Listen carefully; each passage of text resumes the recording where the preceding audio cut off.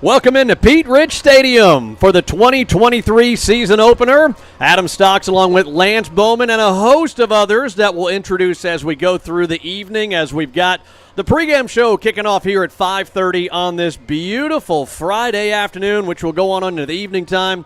Kickoff is scheduled for 7 p.m. And Lance Bowman, what a chess match we got tonight. We got a couple of teams coming off of losses from season number one. Pell City losing, obviously, at that Moody game, and a game that really Pell City probably should have won, especially when you think about some of the big plays. We'll talk about that as we go through.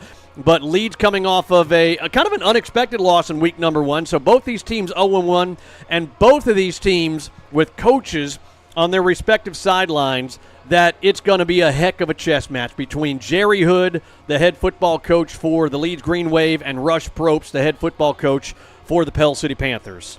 You know, it's our nature to assess a team based off what they accomplished the previous season, especially in the early games.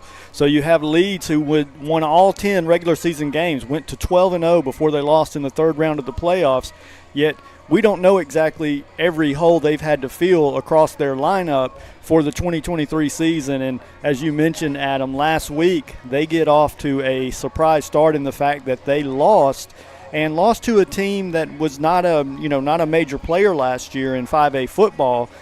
So they're 0-1. Pell City's 0-1. Pell City obviously played a very good Moody team that was also very strong last year that finished 10-2. So still having to figure things out as we get into the season. One thing's for sure, it looks like all signs point to a very competitive game tonight. Yeah, 2 weeks ago, Lance, I thought Pell City coming into the Moody game last Friday, maybe a 20-point dog. Kind of the same thing when I'm talking a couple of weeks ago, thinking the same thing. Leeds, Pell City maybe 18 to 20 point dog. After last Friday's game, and to see the performance and the effort and the strategy from Coach Rush Probst and his coaching staff, I think this is a pick'em tonight, really. Yeah, I would probably go as far as to give us the edge since it's at home. And again, we talk about Leeds losing to Mortimer Jordan, a team that did not have an outstanding record last year. It was a close game, but still they lost. On the other hand, as you mentioned, Pell City goes on the road to Moody and is very competitive. We all think Pell City should have won. I know Coach Probst thinks that. We had the 14-point swing as we were going in to score. We put the ball on the ground, and it was a scoop and score for Moody, a tough pass interference call that did not go Pell City's way. And when I say tough, it's just one you don't see very often. Offensive pass interference on a just a ticky-tack call with a little hand fighting as they were going down the field. And, you had a situation where Pell City still almost came back and won it at the end despite all that adversity. So, I feel really good about Pell City tonight. And if they've had that good week of practice, and if they come in here focused with the energy and excitement that they had last week in Moody, we could get win number one here in our first home game. Yeah, as you watch the live stream, if you're watching on Facebook, if you're watching on YouTube, we appreciate you watching. You see the panning of the cheerleaders as they're coming in for Pell City, and you see the brand new turf, the first home game, season opener, and obviously you see the cheerleaders coming off of home, walking on home of the Panthers, and beautiful. I mean, you take a look at it. There's new concrete around, the black fencing that goes all around it, and it is a renewed, rejuvenated Pete Rich Stadium here, which it's alumni night tonight as well. Yeah, one of the things they're coming up with different ways to invite folks into the stadium, whether it's youth league, football, cheerleaders. Tonight it's alumni night, which I think is awesome. And, the colors, when you look out at that field with the artificial surface, it's so vibrant in terms of the color. You don't have to worry about dead grass or anything like that when you have the real stuff. So it definitely looks good. Colors really stand out. Panthers in one end zone, the west end zone, Pell City in the east end zone. And, just an excellent looking field, and excited about this game tonight. You see him standing right at about the 50-yard line, right in the middle of the field. There is the senator himself, Senator Lance Bell, as he joins us on the sidelines, as he will all season long, our Bobcat of Gadsden sideline reporter. Lance, we were talking during before the cameras and the mics came on, and we were talking about the turf and all the great things can be done with it, and it looks good, man. It looks good from up here. I know it looks good down there. It's beautiful, beautiful. Shot the temperature gauge, brought it out here earlier, shot it on the field. There's a 1 degree difference on the temperature of the green versus the black in the end zone. 89 degrees in the black area. It was 90 degrees meaning the green, 90 degrees in the black. Flags barely moving down here, just about no breeze down here, but we're ready for some football. Panthers are at home and look forward to the future tonight. Lance Bell, after last week in Moody, and now that the temperatures dropped some 40 to 50 degrees, do you need a scarf? Do you need a winter hat down there? I'm worried about you, man, because you survived on that 138-degree surface last week in Moody. Oh, it felt great last week. It wasn't that bad. You got there, the excitement, the adrenaline, good football. No big deal. It does feel better this week, though. I'd rather take this weather. Yeah, hopefully we have much of the same coming, Lance. You're right. The atmosphere was off the charts last week in Moody despite the heat. And, Adam, I think that's the expectation for the Pell City faithful tonight, to really pack it in here in the Pete Rich Stadium. Absolutely. So we've got an hour-and-a-half pregame show. We love to build in the coaches show into our pregame show, and we do it live every Tuesday at City Market Grill and Buffet. Great crowd. We had about 40, 45 people that were out there this past Tuesday for show number 2. Y'all are welcome to come out. We start the live feed at 7 o'clock every Tuesday as Lance and I sit down with Coach Rush Probst and talk about the previous week, talk about the upcoming week, and all kinds of other stuff we talk about with Coach Probst. So come on out and join us. Students eat for just $10, by the way, on Tuesday nights while we're there. That includes your all-you-can-eat buffet and the drink for the students. So make plans to join us the day after the holiday next week, as a matter of fact, Tuesday. And so we take that show in its entirety for those who may not be able to catch it, may forget about it or whatever, and we build it into our pregame show because there's a lot of good stuff. Lance, Coach Probst is not one to shy away from anything, whether it's AL.com articles, whether it's articles talking about headsets. You know, that was a big thing this past week. A lot of things that we talked about with Coach Probst in the coaches show coming up. Yeah, he's just a seasoned guy. He's been around the block. He's had a lot of interviews and dealt with a lot of adversity, not just in his career, but, in his personal life as well. And he just takes it as it comes, and he was very open with us. And he just said, bring it on if you want to talk about it. And, it was a little bit of an issue in terms of getting some headlines. Really, the play itself, Adam, wasn't anything out of the ordinary in terms of football, but he had some hack jobs that happened out there from some different guys that definitely wanted to capitalize on his fame. All right, we're going to take a quick timeout as we are just getting underway with the pregame show here on 94.1 FM The River Sports Network, as we're broadcasting this live on Facebook, also broadcasting live on YouTube. Either one of the platforms you're welcome to watch tonight. As we're going to throw it to a quick timeout. When we come back, it's the Rush Probst Show here on the River Sports Network. Great food and great variety. It's City Market Grill and Buffet in Pell City. A great selection of meats, fish, vegetables, desserts, and the largest salad bar in the county. And of course, it's all you can eat. The City Market Grill and Buffet in the Walmart Shopping Center in Pell City. Check out their Facebook page for times and prices. City Market Grill and Buffet. Since 1903, the name Union State has represented a commitment to reliable service for generations of valued customers. And with over 150 years of combined experience, our staff at Union State Insurance looks forward to serving you and your family for generations to come with superior value and friendly service. Call me, Drew Alexander, at Union State Insurance, 205-884-1670, or on Facebook, Union State Insurance. When North meets the South, deliciousness happens. At Herb's Barbecue and Pizza Pub in Riverside, we offer a wonderful dining experience with delicious food, affordable pricing, and a family-oriented atmosphere. Come taste for yourself Herb's slow-cooked barbecue. Try the pizza, the wings, and especially Zena's signature sides. Herb's Barbecue and Pizza Pub for dine-in or takeout. Like us on Facebook for hours, menu, and more. Herb's Barbecue and Pizza Pub, the man, the meat, the legend. Kilgrove Funeral Home. Since 1908, providing families with exceptional, compassionate care, where they believe that funerals and memorial services should be as unique as the individuals they honor. From traditional services to the celebration of life, pre-planning services, add a very personal touch with the life story, and so much more. See Mitch Barty and the staff at Kilgrove Funeral Home or call 205-338-3341.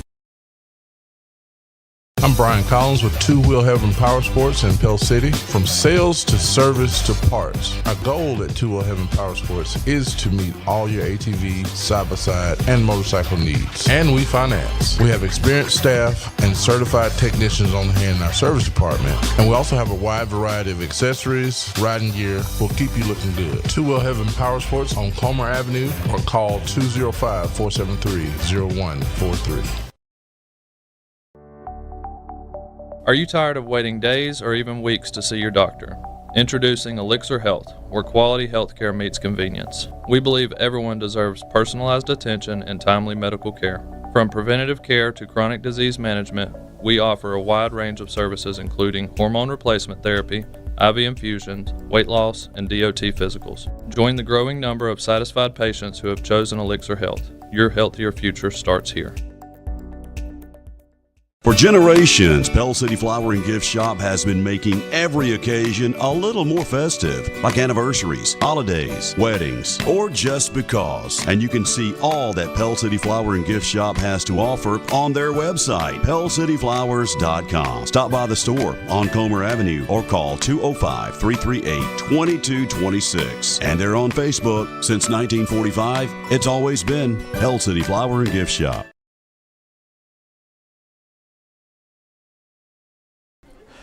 Welcome into the Coach Rush Probst Show here on 94.1 FM The River and the River Sports Network. Adam Stocks along with Lance Bowman and, of course, the visored one himself, one Rush Probst, as we've got a lot to talk about tonight on week number 2, game number 2 for the Pell City Panthers, getting ready for the first home game of the Rush Probst era. And, of course, the game against Moody. We'll talk about that a little bit as well. As I don't know what kind of – are you giving the sign to steal, or what are you doing over there, Coach? I can't give up my information, but it could be good. All right, let's start off with the Moody game. Give us just your synopsis of that game, if you will. Well, I thought we started out really well. I thought we had a good game plan, and I thought that, since that we call it heavy offense, and it's a goal line, short yardage situation. But I've used it from time to time, to set a tempo, and so I felt like going into the game that we needed to work some clock to squeeze them a little bit, and the last time I've really been in that offense was either 2003 or 2004. Like that. Now, we had adapted it a little bit in Georgia, but I thought it was a good plan. I thought it worked. What hurt us, though, is when Dejon O'Neal went out with a slight concussion. He had shown all week as the guy that could hit the hole, understood the crease off the belly, the outside veer. He was a guy that I really felt good about being in the offense even more. So we was going to go down there. We got points the first drive. We were going to go back to empty with an empty offense out of 12 personnel, which I don't know. I mean, I'm trying to get not too schematic here, and then spread it and do some things and get right back into heavy offense. But that way, they've got a hard time adjusting. They're trying to figure out what we're doing, and they're over, skull dragging a little bit, and then he gets hurt. So we had to get conventional offense quicker than I really wanted to. And I think we played. Here's a strategic mistake we made, is that we played Bedford too early. We played him too early. I mean, we wanted to play him in heavy, yes, but we wanted to not just run him to death in the first half, sort of conserve his reps to the second half. And I think we got out a little bit out of sync, especially when they scored that touchdown. We panicked a little bit probably, and on that deal. But overall, I thought the plan was good. I thought we executed it well and gave us a chance to win. Yep, Coach, no doubt about it. You had to be pleased with the game plan that you laid out. We talked to you on Thursday, and it seemed to work just perfectly there in the first quarter.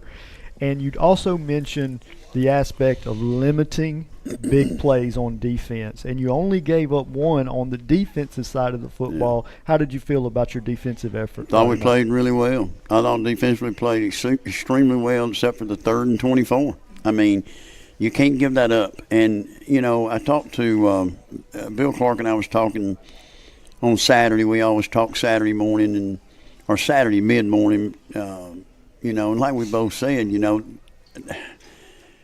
special team wise, we got to change who's getting special teams up, because our safeties coach is our special teams coordinator.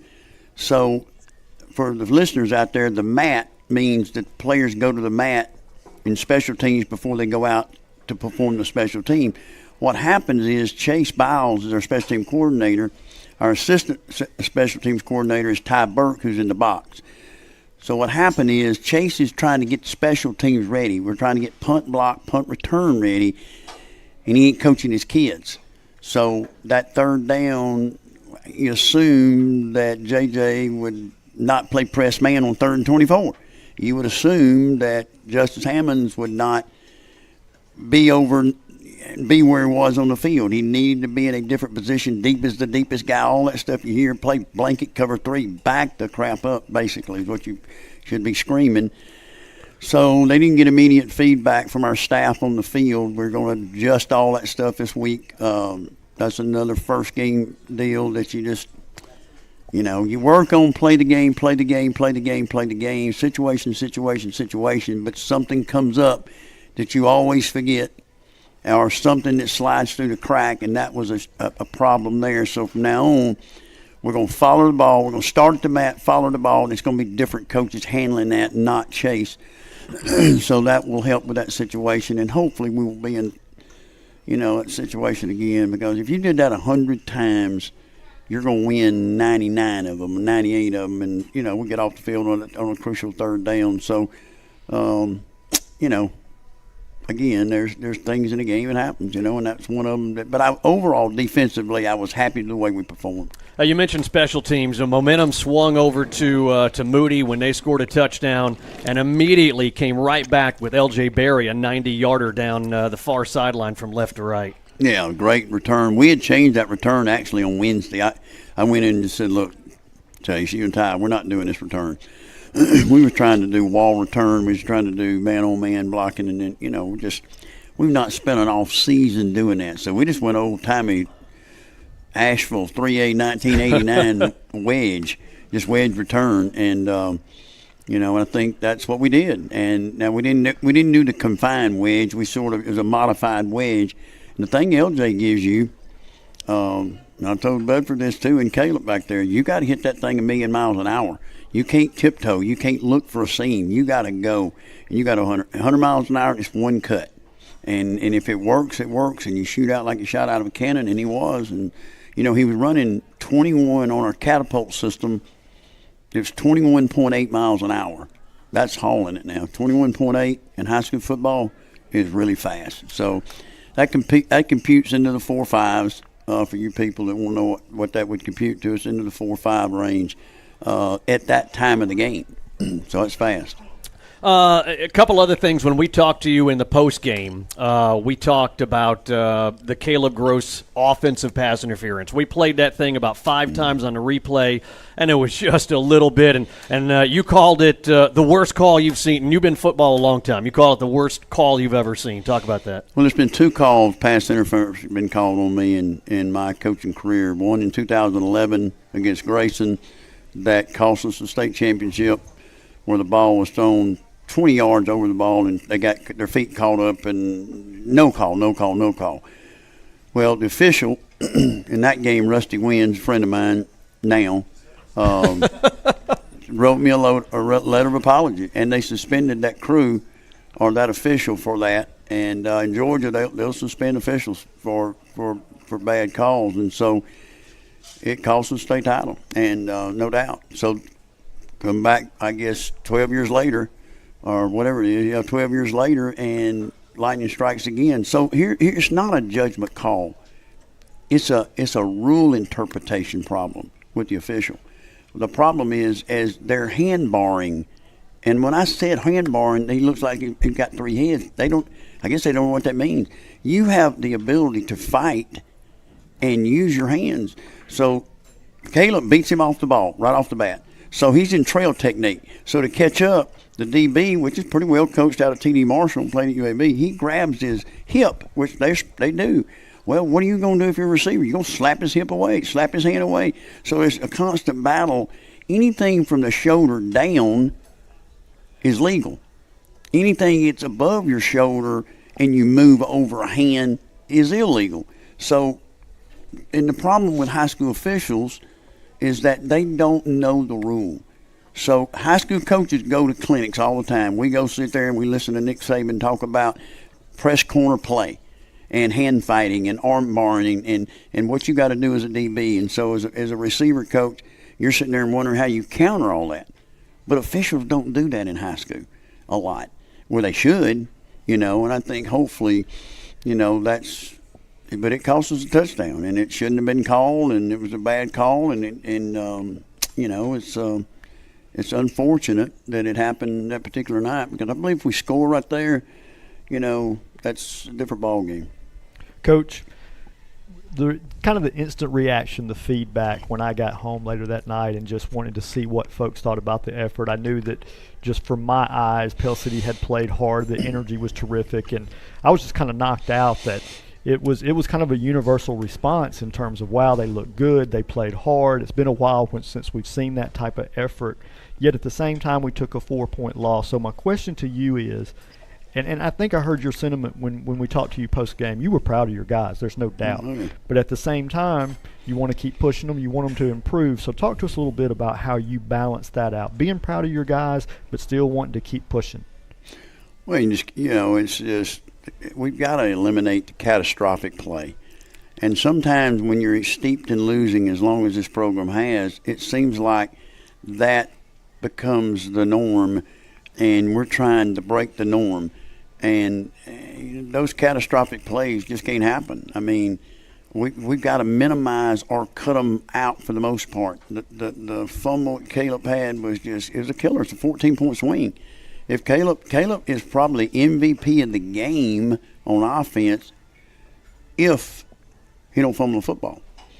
So he had a big night. I mean, the pass interference and his fumble, take those two things away, he has 2 touchdowns, rushes for nearly 100, and just showed up as a football player. But the problem was talking to another official on Saturday that works in that association that will name anonymous, told me that he said, Rush, I get what you're saying. I'm not sure it was a fumble or not, but there were 2 other balls that came out with Caleb, that 50-50 balls where they spotted those, and this time the bing bag came out. And like I told Caleb, I said, look, if you're on the road, especially to their sideline, now the problem this time is to our sideline, but, if he had not fumbled them other 2 times that was called down, probably they wouldn't have, they'd have left that bing bag in their pocket. So he'll learn from that because that one play cost us the game in a lot of ways. So the catastrophic plays are we've got to eliminate that. We got to start having plays that go in our favor, and you got to create your own breaks. You got to create your own big time plays and eliminate the bad. And look, it happened last night in JV and in freshman ball. We had a kid last night that comes off the sideline and bumps the official on a touchdown to win the game, calls it back. I think he was still running gassers when I left a few minutes ago. So, those things you can't do. That's just, those things right there have to be addressed. They have to be punished, and you have to clean it up. And I think that, not to be negative about the past, but those things should have been corrected way long time ago, even down in the younger ages and all the way down into the youth ball. You should know not to bump official, but anyway, that happened last night, and we had some other things that was unfortunate in our freshman game. Now, our JV game, us and Moody last night, we tied 6-6, but we should have won the game on that one play. But anyway, I think going forward, we just got to keep fighting and keep looking for the good things to happen, and keep working. I mean, it's all about work and not reverting back, but keep pushing forward. The Rush Probst Show here on 94.1 FM The River and the River Sports Network as we broadcast live from City Market Grill and Buffet, and appreciate everybody who's come out tonight as well, school board members and lots of officials from across the city. We appreciate that, and fans coming out here as well. We talked about it, I think, last week. We talked about it during the broadcast last Friday. Typically, it's the teams playing each other, but what kind of bubbled to the top was Rush Probst against Jake Gaines, and it was kind of the two coaches going at it. And we were talking before we turned the mics on, and you were telling us that Jake was actually a ball boy for you when he was about 7 or 8 years old, and so you've got some history with he and his family, and you complimenting him on his coaching ability, and now that it's all over and done with and everything, looking back on it, talk about your relationship with Coach Gaines and how that all kind of last Friday night. I think Jake's on the way of being a really good football coach. I think he's young, and when I was 29, knew where I was. I was right up here at Asheville High School, and we talked about that. Saturday we talked a couple times. We talked a couple times Sunday. We talked a couple times Monday, and then, I got a lot of respect for him. I mean, and he's humble. He comes to me, he asks questions, and he wants information, and I don't mind giving him to him. I mean, when you get to my age, you got to give back to the game, and we got to have good young coaches continue to prompt this game up, because it's always under attack, from who, and I think that people like Jake and those guys that are in that 29 to 39 range that are young football coaches, they have to learn, and he's got some things to learn. There's no doubt about it, but he's a good young football coach, and he cares about winning, and he's been exposed as a player, as a coach. He was at Thompson. His aunt was Jill Gaines, who's an attorney in Bessemer, and she had married one of our school board members, Bill Veach, and Jake used to come to the games, and when he was, like I said, 8 or 9, 10, 11 years old, and so he was around Hoover football and back them days, but I got nothing but good to say about Jake Gaines. I think he's going to be good. I think he's going to continue to grow, and got nothing but great things to say about him. And if he needs help, or he may not need my help, but I'd be more than willing to help him anytime he asks. The Coach Rush Probst Show here on 94.1 FM The River and the River Sports Network was broadcast live here on this Tuesday, 7 o'clock or so. We go live on our YouTube channel, which is 94.1 FM The River, and then give you the link on our Facebook page, which also is 94.1 FM The River. We appreciate all of those that subscribe and follow us here. So quick timeout. When we come back, lots of stuff to talk about, lots of stuff in the media this week. Coach is never one to shy away from anything, so we'll talk about that. We'll talk about the Leeds Green Wave coming into Pete Rich Stadium for the first home game of the season here as well. Stick around. It's the Rush Probst Show here on 94.1 FM The River and the River Sports Network.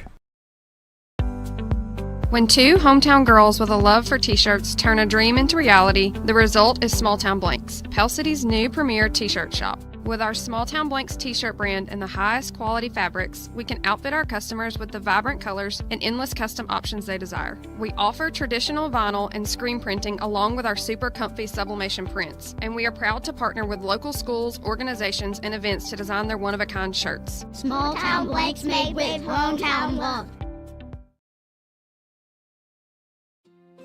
Hey Panther Nation, it's April at Merle Norman Cosmetics, and I'm excited to introduce you to our new venture, Blush Boutique. You already know about the amazing skincare and color cosmetics that we offer, but what you may not know is that we also have clothing, handbags, jewelry, and Panther Game Day t-shirts. Shop local and come visit the new Blush Boutique at Merle Norman. We are located at 1915 Cogswell Avenue in historic downtown Pell City.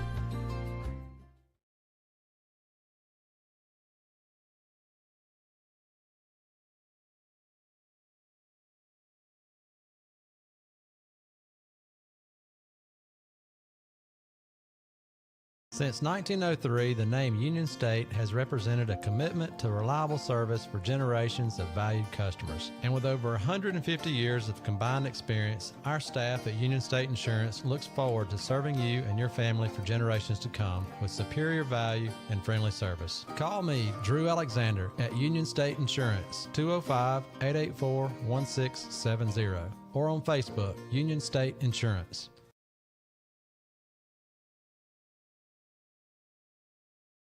This is Senator Lance Bell. I want to thank you for the opportunity to represent you in Montgomery. I am so excited about this time of year as we watch our cheerleaders, our football teams, and our band as they perform on the field. And parents, I'm not forgetting about you. That's what's great about Alabama. I'm Senator Lance Bell. Thank you for the privilege to serve you in Montgomery.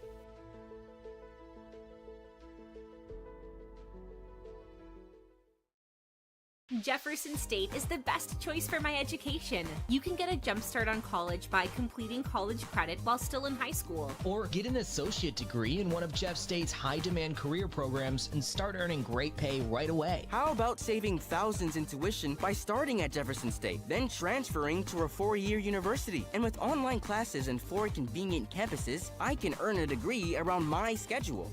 Find your place at Jefferson State. Registration going on now. Welcome back to the Coach Rush Probst Show here on 94.1 FM The River and the River Sports Network. A great crowd here at City Market Grill and Buffet. Thanks to Kenneth and his great staff, Cindy and everybody taking care of us. All you can eat. And those of you that want to bring your kids, students, $10.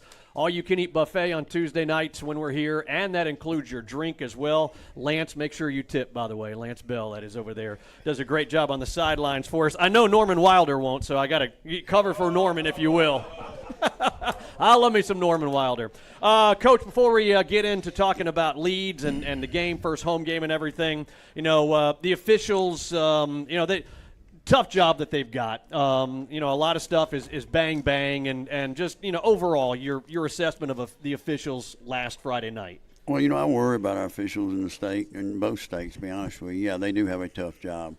But overall, I think they did a good job. I think, one call don't define you. And look, never does an official make a call that, a coach it'll be 10-1.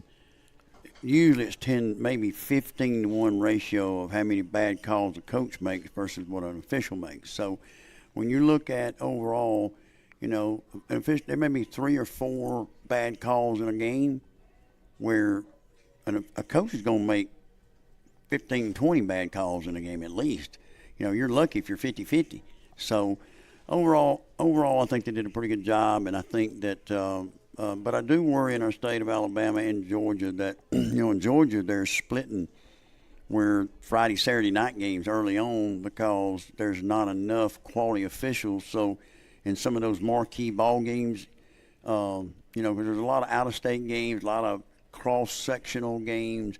So they try to put the best officials. So if you can't get all the officials on Friday night, then they move those games to Saturday, especially before region play.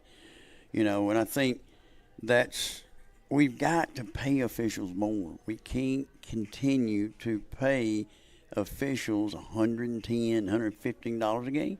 We just can't do it.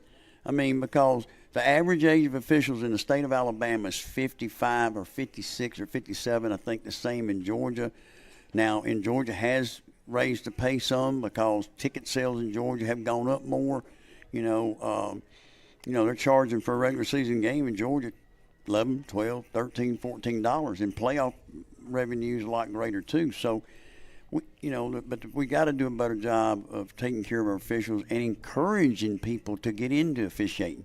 And that 25 to 35-year-old guy that can go make $400 or $500 a week, is what it needs to be, that target, and it will increase that part.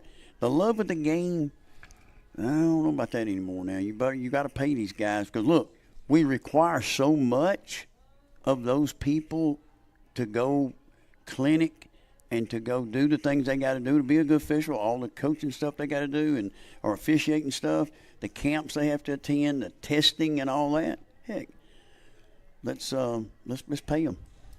Talking with Coach Rush Probst here on the Rush Probst Show on 94.1 FM The River and the River Sports Network. Adam Stocks along with Lance Bowman, as we've got a big game coming up this Friday. You can watch here on the River Sports Network. We'll talk about that. The Leeds Green Wave coming in. Jerry Hood, an old friend of yours. You're going to go head-to-head with him.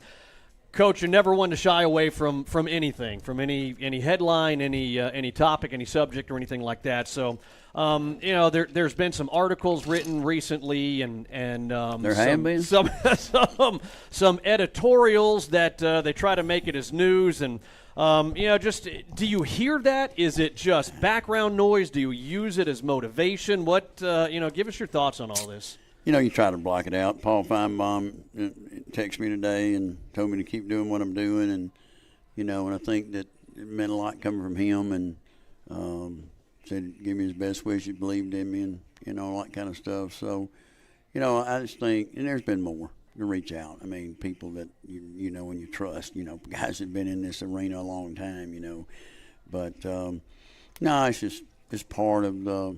It's part of it, we've become a social media giant, and it happens. I think a lot of it goes back to, with me, is the two-a-day stuff and the Netflix stuff and all that. But the spin on all that's been positive, and and there'll be some negative spin to it. But what those two programs did for those communities, it changed them, and for the good. And it changed a lot of – two-a-days changed a lot of schools throughout the country.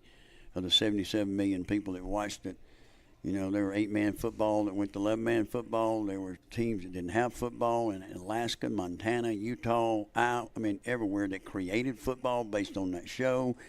So, you don't see a lot of that. You won't see the people that complained about two-a-days were the people that couldn't beat us, and that was the people complaining about two-a-days. But, it is what it is. I mean, you just got to keep doing your job and doing what you do, and you got to block out the noise. You got to focus on what's important. And what's important is coaching your players, getting your team ready, keeping your community knowing that we've got our program heading in the right direction, and you can't worry about the negativity. The community rallying behind you. If there's one thing I've really seen is, and you see it in the comment section on social media, you see the outsiders trying to bring not only you but the whole community, the school system. I mean, one goon calling out the school superintendent, the board today. I mean, it's just, it's ridiculous, some of the things on there. But looking at the positives, like you said, to see the community rally and tired of the 1 and 9s, the 2 and 8s, and seeing that they're behind you now. What does that mean to you? Means an awful lot, and I think, we've got great support here. And I made a statement today to somebody in the media that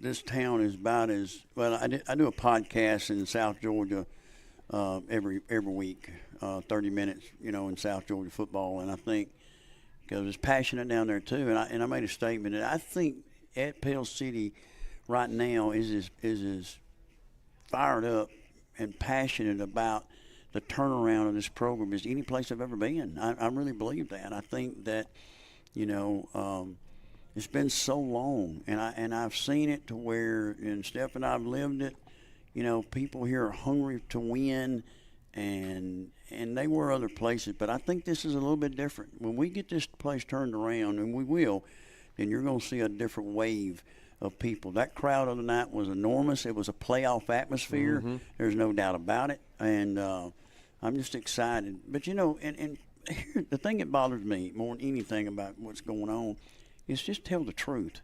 Just be truthful for what happened, the headset stuff. I mean, I didn't throw that stuff at my son. I threw it at his feet trying to break up a fight. And so the headset never hit him. It went to the ground, and so I couldn't get to him. I couldn't get to him. He was trying to get on the field, and look, you cannot let players get on the field. So if I stand there and I don't do anything, and players get on the field, then you're in trouble. You get suspended. You lose a right to maybe be in the playoff. So it's all bets are off then. So that's the only thing. I could not get to him, so I reached and grabbed my headset and threw it down on the ground in front of him. But it never hit him. So that's the thing. They want to make it like I took it and hit him with it. I didn't hit him with it, and so but it's a spur of the moment thing.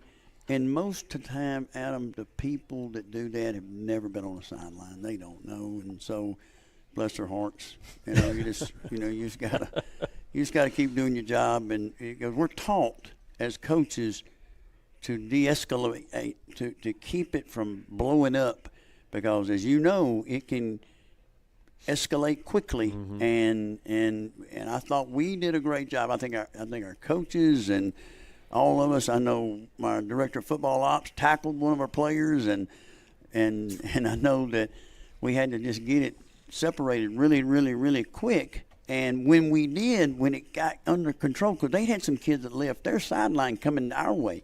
If we hadn't, then all of a sudden, boom, and then it's just all out war then. So I thought we did a great job getting it stopped, and I applaud our coaches. I applaud everybody involved in getting it stopped. I know Coach Robertson, our athletic director, was in the middle of it and stopping stuff, and it just boom, boom, it happened, and it was over with fast. So, I think it goes back to anything else. You just keep doing what you're doing. We did it right. It was done right, and we're going to move on and play the next game. Coach, outside of that one play in a very competitive game, there really weren't any other issues as far as from when the clock started to when it ran out zeros. It was one incident on a late hit on the sideline. That's right. Coach, you talk about this town being fired up and the response that they've had. Moody had a great crowd. It was a great game. It was a competitive game from start to finish. It kind of had everything you could ask for in a good football game. So I salute Coach Jake Gaines and the Moody community as well as Pell City. Our sideline reporter, Lance Bell, gave us a temperature of 138 degrees on the field. Nice. Despite that heat, their stands were packed. Pell City's visiting stands was packed out, and I counted 3 to 4 deep along the fence. Yep. Here's your chance to encourage that same group of people to come out to Pete Rich Friday night. No, I think it's got to be that way. I mean, I think Leeds is coming in 0-1. We're 0-1. Both teams could very easily be 1-0. So Jerry and I have gone to war many a times, and over the years, I'm good friends with Jerry. I think he's a great coach. I think he's a good guy. I can remember some of those battles too. We've been in the semifinals before against each other, and I think that I know what kind of football team he's got. I know how physical they are. I know they've got some really good players. Here's the other thing. Curtis Coleman. Nobody talks about Curtis Coleman. Curtis Coleman's their D-line guy. He does a phenomenal job. Their D-line is really good. Curtis played football, was an all-conference player for Livingston, and played with my brother down in Livingston in the late 70s and early 80s. And, man, when he was at Huffman High School, we had some wars at Lawson Field, Legion Field, and at the Met. And I've never, ever been around a team or coached against a team that Curtis had his hands on that wasn't extremely physical. So the game will be physical. He'll have them ready to play, especially that front. It's Jerry's defense with Curtis coaching the front. So I think that's the key. The key to the game is just our offensive line versus their D-line. That war in the trenches is going to determine the football game. And you got SEC DN, SEC defensive end. You got a Troy, maybe not a commitment inside yet, but close. Their 4 guys, their 4 hands, their 4 down package can really play. And probably there won't be another group we play any better as far as that. Now, once we get past that front line of defense, I think we could be, get some things done. But the key to it is, what do we do to neutralize that? Well, Jerry probably knows what I like to do that. So he'll be ready for some of that. So there'll be a little counter punch in there with that. But I think we've got to figure out how to get them blocked up front, or it's going to be in for a long night. When you go against a quarterback and you guys, or excuse me, another coach that you guys have gone head-to-head many times, and like you said, you probably know what he wants to accomplish. He knows what you want to accomplish. How do you throw some wrinkles in there and make it, again, obviously, not giving the game plan away, but as a head coach, how do you throw some wrinkles in there that might throw them some curveballs? We just got to be different. I mean, you can't ever just line up and be the same, and you got to change personnel. You got to change approaches and give it some eye candy. But the thing what Jerry does that helps him is they don't get one defensive front. 95% of the time, they're going to play 4 down. Now, whether they play 1 backer box, 2 backer box, I think that will be the sort of the chess match, is whether he wants to play 4-1-2 high or 4-2-1 high. He never has liked to be the 4-2-1 high guy. So because his 4 downs are good enough to box you up. So we're going to have to really counter that to make sure that if we can get him into the 4-2 box and he's 1 high, then we got some things downfield we can maybe take advantage of. If he stays 4-1, we can't have some success running the football a little bit. Out of 4-1, you're in trouble because they got 7 people in perimeter, and that's hard. And especially with a quarterback that's a little bit inexperienced. So, the heavy offense, we'll have to mix in heavy. We'll have to mix in Panther. We'll have to mix in all the things that we're doing. And when I leave this show, we'll go home tonight or go back to the office tonight, and we'll critique everything we did in practice today. We'll pull some footage up and look at some cuts and things of that nature to figure it out, because tonight is the final plan. You don't leave that office till whether it's 9 o'clock, 10 o'clock, or midnight before you put the final stamp on the game plan. It's got to be done tonight. So with that being said, it's going to be tough with them because they're really, really good up front. And we're going to be outmatched in some of that. So the other thing that they give you is their quarterback is really good. He's a heady kid. He runs. The quarterback coach at Leeds is a former quarterback at Piedmont, Hayes. His brother, Jack Hayes, who just finished at Piedmont, a 4-year star. Well, this kid was a 4-year star. So for 8 years, Steve's had a Hayes starting at quarterback, and they played alike. And it's a lot of quarterback run, a ton of quarterback run. If you watch the 3A state championship game the last 2 years, there's not a quarterback in the history of this state that's had more yardage than Jack Hayes. He's won it in every category. Well, his brother has a lot of that Steve Smith type Q run stuff brought to Leeds in Jerry's offense, and I think it's helped our offense with that. So this quarterback they've got is pretty good. We'll have to fend him and bottle him up because he can beat you. He's good enough to beat you now. The Rush Probst Show here on 94.1 FM The River and the River Sports Network, live every Tuesday here at City Market Grill and Buffet. Thanks to our good friends here. Come on by and have a meal with us and enjoy the show, just like a bunch of people behind the cameras are right now. One of the cool segments that we're adding this year is Panther Legends, which is really cool. Lance looks back at some of the names that are very notorious when it comes to Pell City football, names that roll off the tongue. And Lance, we got a good one that you and I got to watch personally this time around. Yeah, we had a great response with David Gullidge last week. That's going all the way back to the mid-1980s. Great career, guy that made it to the NFL, but really excited. Coach talked about that Panther pride, and that's really what this is about, and getting back to some of those teams that, not just the players, but the legendary teams that they represented. And we have a great one, a guy named Bam Sanders, and we're going to talk about him next, Panther Legends on that clip, and kid that led the nation, FBS Nation, in interceptions in 2008.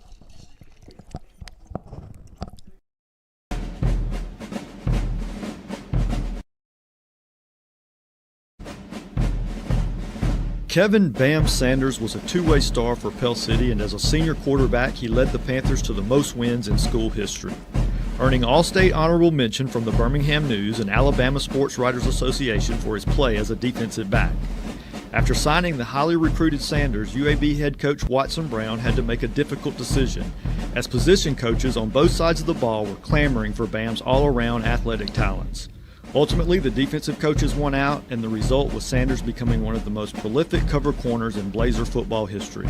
Becoming a starter as a freshman, Bam started 40 games over his UAB career, and as a senior led the nation with 7 interceptions. Remarkably, he accomplished this feat while playing with a cast over a broken right wrist. Sanders was also a touchdown-scoring punt returner and finished out his time with the Green and Gold second all-time with 15 interceptions and an All-Conference USA selection. Kevin Bam Sanders, PCHS Class of 2003 Panther Legend. Brought to you by Apex Vehicle Services and Pell City Golden Pond.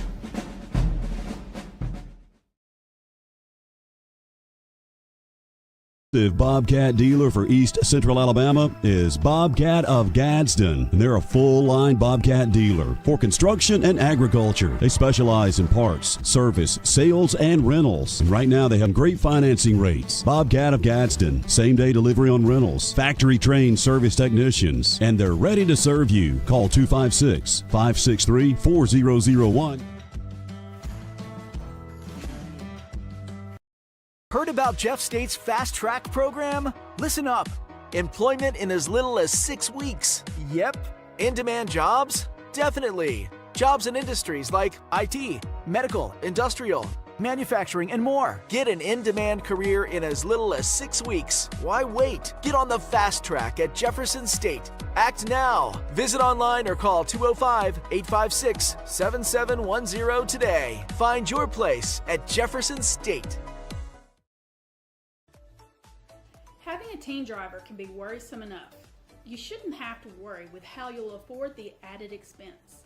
At Alpha, not only do we offer discounts for teen drivers, but you will have peace of mind knowing your family has protection. Call me, Alpha Agent Brooke Tollison, at 205-884-3470 to learn more about our discounts for youthful drivers.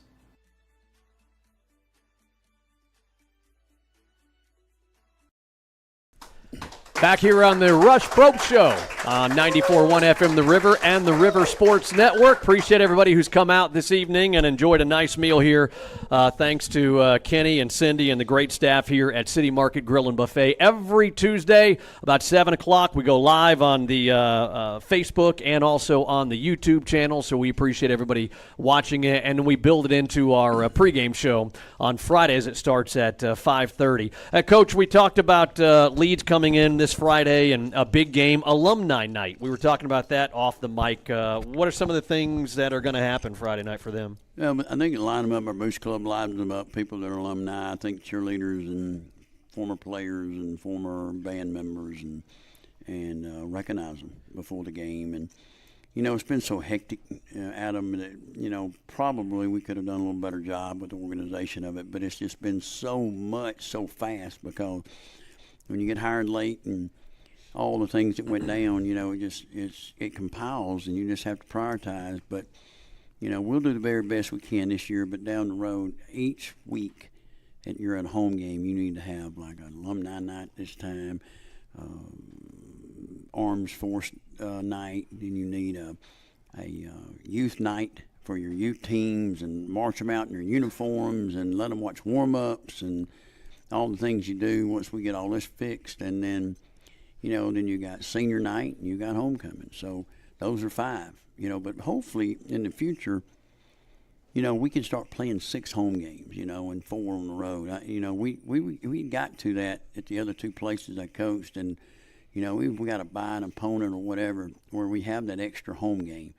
And because you got, your region games, I think there's 7 in it. So,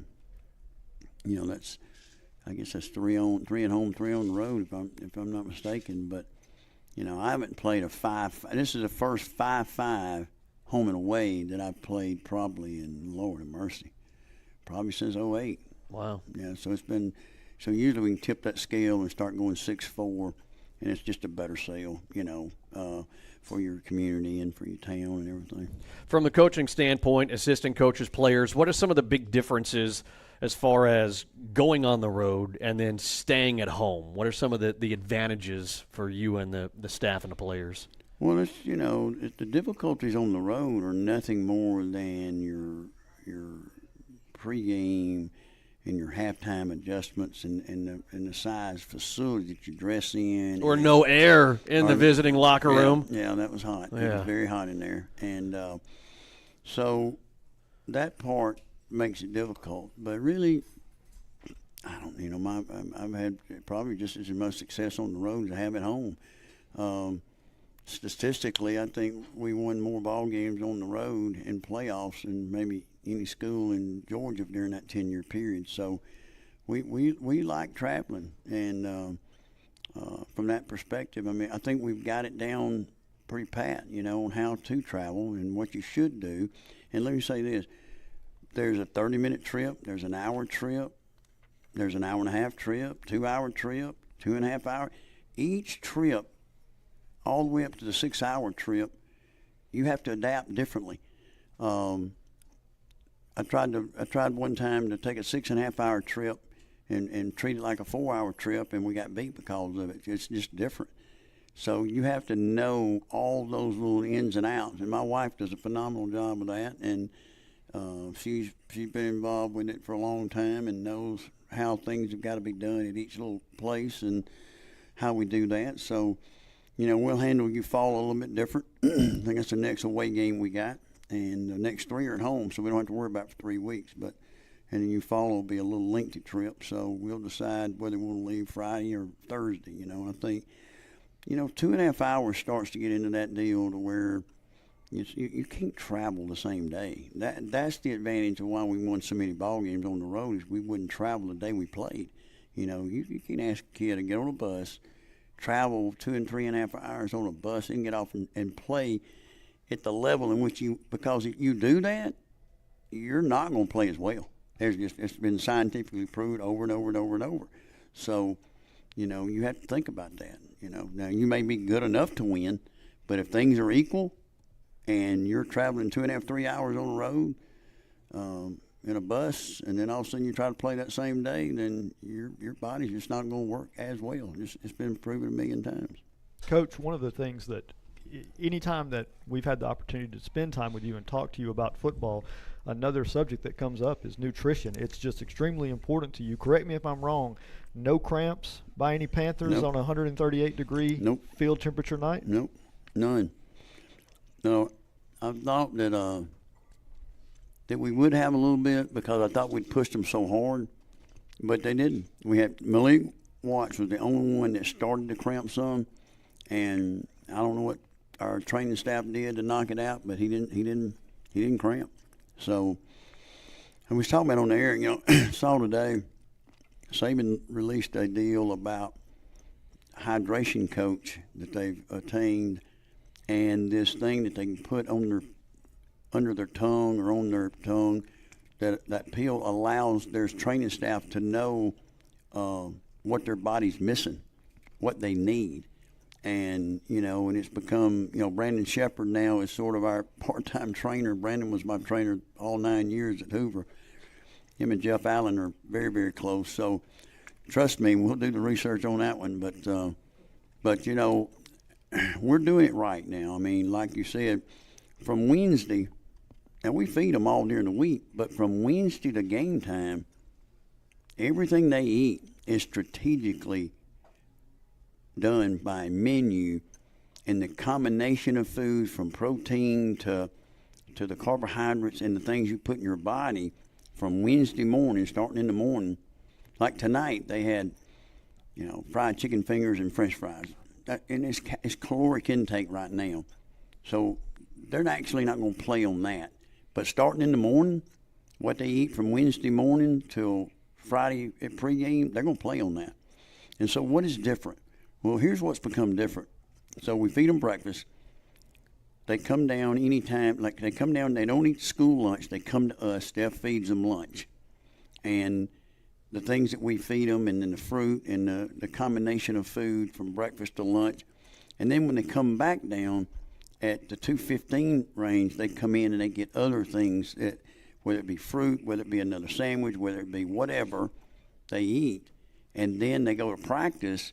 Then after practice is their Wednesday night meal, which, again, that meal is an important meal because that meal will benefit you come Friday. Thursday we repeat it, same deal. And then when we get to the hotel, like last week, we ate heavy pasta, spaghetti, pasta, fettuccine, Alfredo, tons of that stuff, and kids ate it very, very well. 3 hours later, before they go to bed, they get a sandwich with the combination of fruit, a lot of chocolate milk, so it's a lot of protein, a lot of energy. We know that the complex carbs turn into energy where regular carbs turn into fat once you go to sleep. So those have to be really You have to really think about what you're feeding them then, and then it starts right back. We had a great church breakfast Friday. Mount Pisgah was a church we went to. They did. I mean, I'm telling you, they did a great job at Mount Pisgah. The food was really good. The breakfast was really, really good. And so, and let me tell you what the kids do. If y'all don't think they eat a lot, they get up at the hotel and they attack the hotel breakfast. So they are eating waffles and eggs and all the things at the hotel. Then they get on a bus, and 30 minutes later, they're at Mount Pisgah, and they pound that breakfast. And so, and then, of course, during the day, it's, things that we feed them and all the hydration. We've changed waters. Now we're drinking the heavy alkaline electrolyte water at practice all through the week. So I think it's helped. I think it helped us in other night, and I think it helped us in recovery and all the things you got to do. So it's a nutrition thing that, the old days of just not doing that, that's why you had so many cramps.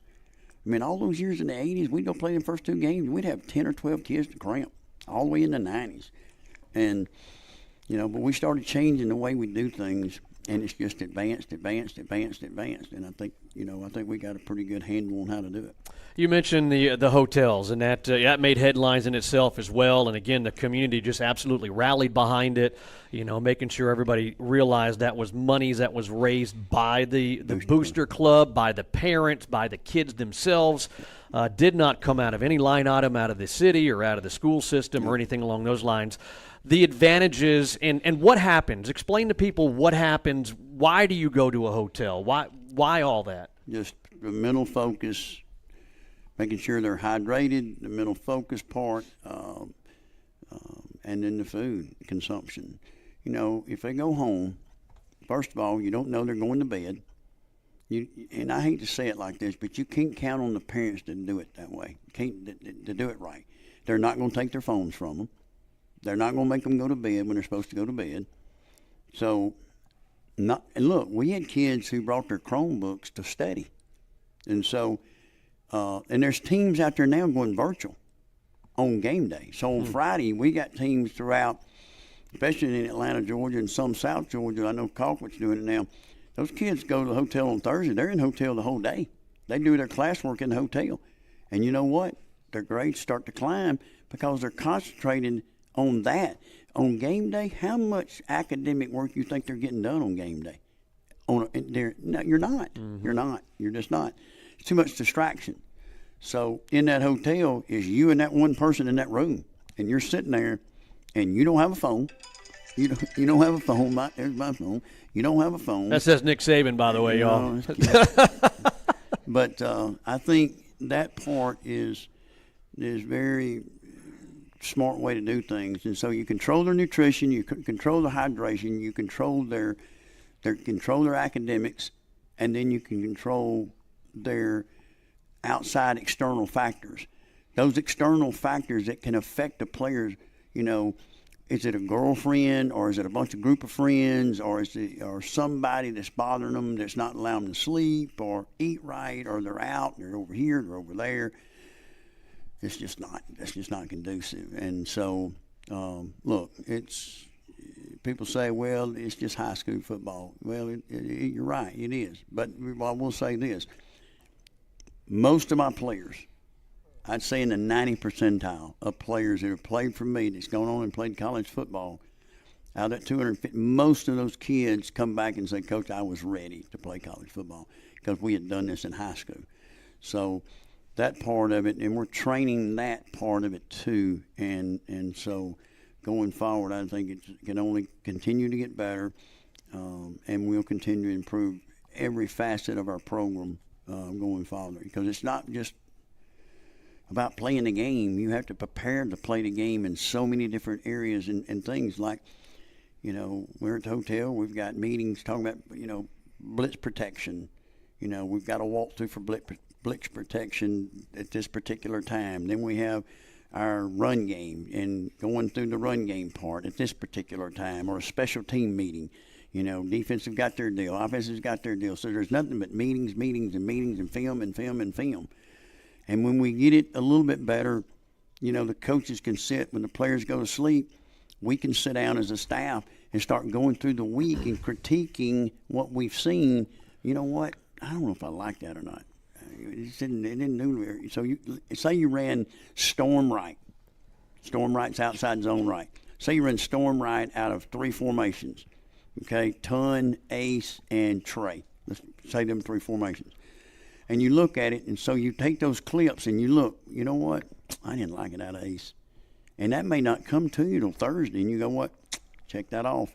But that's that hotel that you're sitting there and you're concentrating by yourself. Nobody's bothering you. You're sitting there looking at it. Kids are asleep. It's 10:30, 11 o'clock at night. So you start making your play sheet and your call sheet the next night of what you're going to call. A lot of times, as my wife can tell you, some of those decisions may not be made till 1 or 2 o'clock in the morning, after the kids have been in bed, and all of a sudden you discover that late because you've got the film right there in front of you. So those are things that are important, and that's just pushing that envelope and pushing it to the limit of making sure you get it all done and making sure it's right down and it's done, and you tie in every loose end you can. Coach, you got the science of nutrition, the data, the play sheets, the call sheets, all the things that you can look over and analyze. Yet I've seen it again and again in football as a fan of football at all levels. There's also the type of player that's just different when the lights come on, when it's game time. Mm-hmm. Sometimes it's the bigger the game, the more likely the kids to show up. Did you have any players that you had seen through fall camp and meeting them back in the spring that you could talk about, or maybe that surprised you when the lights came on Friday night? I have to go back and think about it. I thought Nikita played okay. For his first high school start in a 11-on-11 padded football game. I thought Caleb rose his level. I think that him just not protecting the football was probably because in practice he's gotten away with some things in practice that probably he'll have to correct this week, and he's already started to correct. Florida's inviting him to a game next week. T.J. Burgess has been invited to Georgia as a true freshman. We'll start the recruiting process on all these kids and start getting their names out to different people and using, Twitter and social media and all that stuff to tag their highlights and start promoting these young men as far as, we got to get enough kids at Pell City to believe that they can play college football. And so once, I've heard an old coach one time, he's in the Hall of Fame. Matter of fact, he didn't coach too far down the road from here. One of my big counterparts say one time, he's an older guy now, he's retired, and one of my nemesis, I nearly called his name, said that it's not my job to get him a scholarship. That's the coach's job. I beg to differ there. It is your job to get them a scholarship. That's part of it. I believe if you take care of kids, the winning will come. And I think it's our job as coaches to promote our players and push them and push them and push them. And, I've gone over, hey, look, man, this is what a college degree does for you. This is what a college degree, a lack of one, can do for you. So we push those kids, and I've had several kids this week say, Coach, you really think I can play college football? Absolutely you can. If you start for Pell City High School, there should be a place somewhere for you if you're starting. Now, that may be Waldorf University in northern Iowa, or it may be McPherson, Kansas. It may be Cumberland, Tennessee.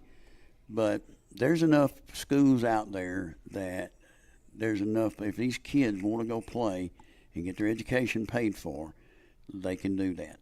And if they start for Pell City. And that's my hope, is if we'll invest in these kids here in this community and say, look, man, football can deliver for you.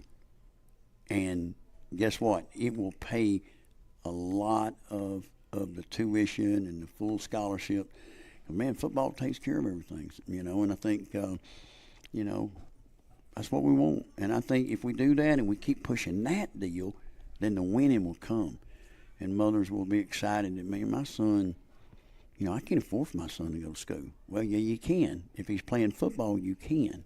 If he's good enough to play and start for us, he's good enough to play college football. Coach, as we wrap up here on this Tuesday evening here at City Market Grill and Buffet, again, Friday, home game against Leeds. It's going to be should be another great battle, not only on the field but between you and Coach Hood. Two really, really good coaches on each sideline there. Just one more opportunity to encourage the community to come out and see the Panthers at Pete Rich Stadium at home, the new turf, everything that's being done, and supporting the kids. Well, I think what I would like to see is that it's sort of like starting over. I told our players, a home game, your home opener is like starting the season over. And, we knocked on that door last week, and the number one thing I wrote on the board this week, I always do the keys to the week and all that kind of stuff, and it's time to explode.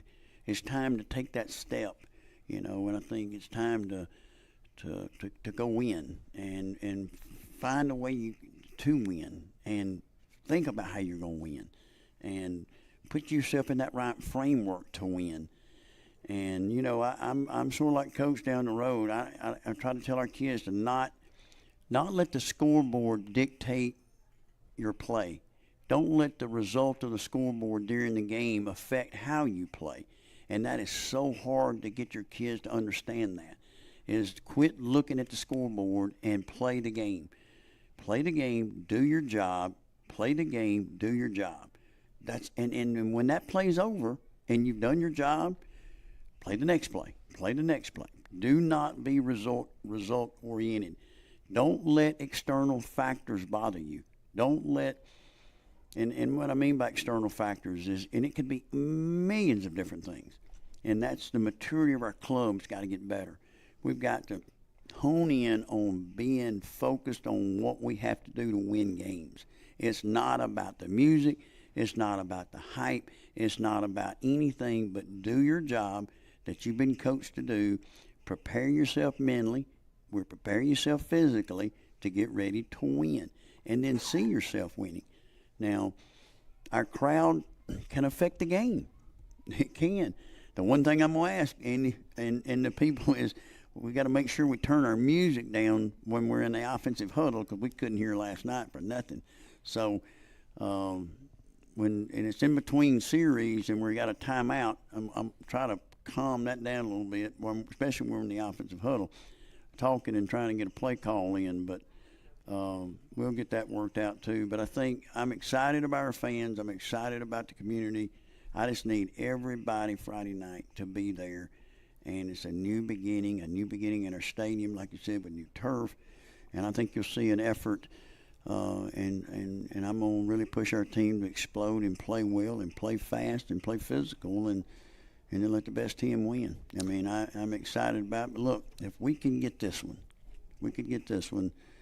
then I think there's a lot of good things can happen for this football team down the road. But, it's not going to turn overnight now. I mean, we've got a tough stretch here with Leeds, Clay Chalk from Center Point, and Clay's probably the week after one of the better top three teams coming in the state in 6A, and then Center Point will come in here 3-0. So we just got to continue to improve and focus on this one right now, Friday night.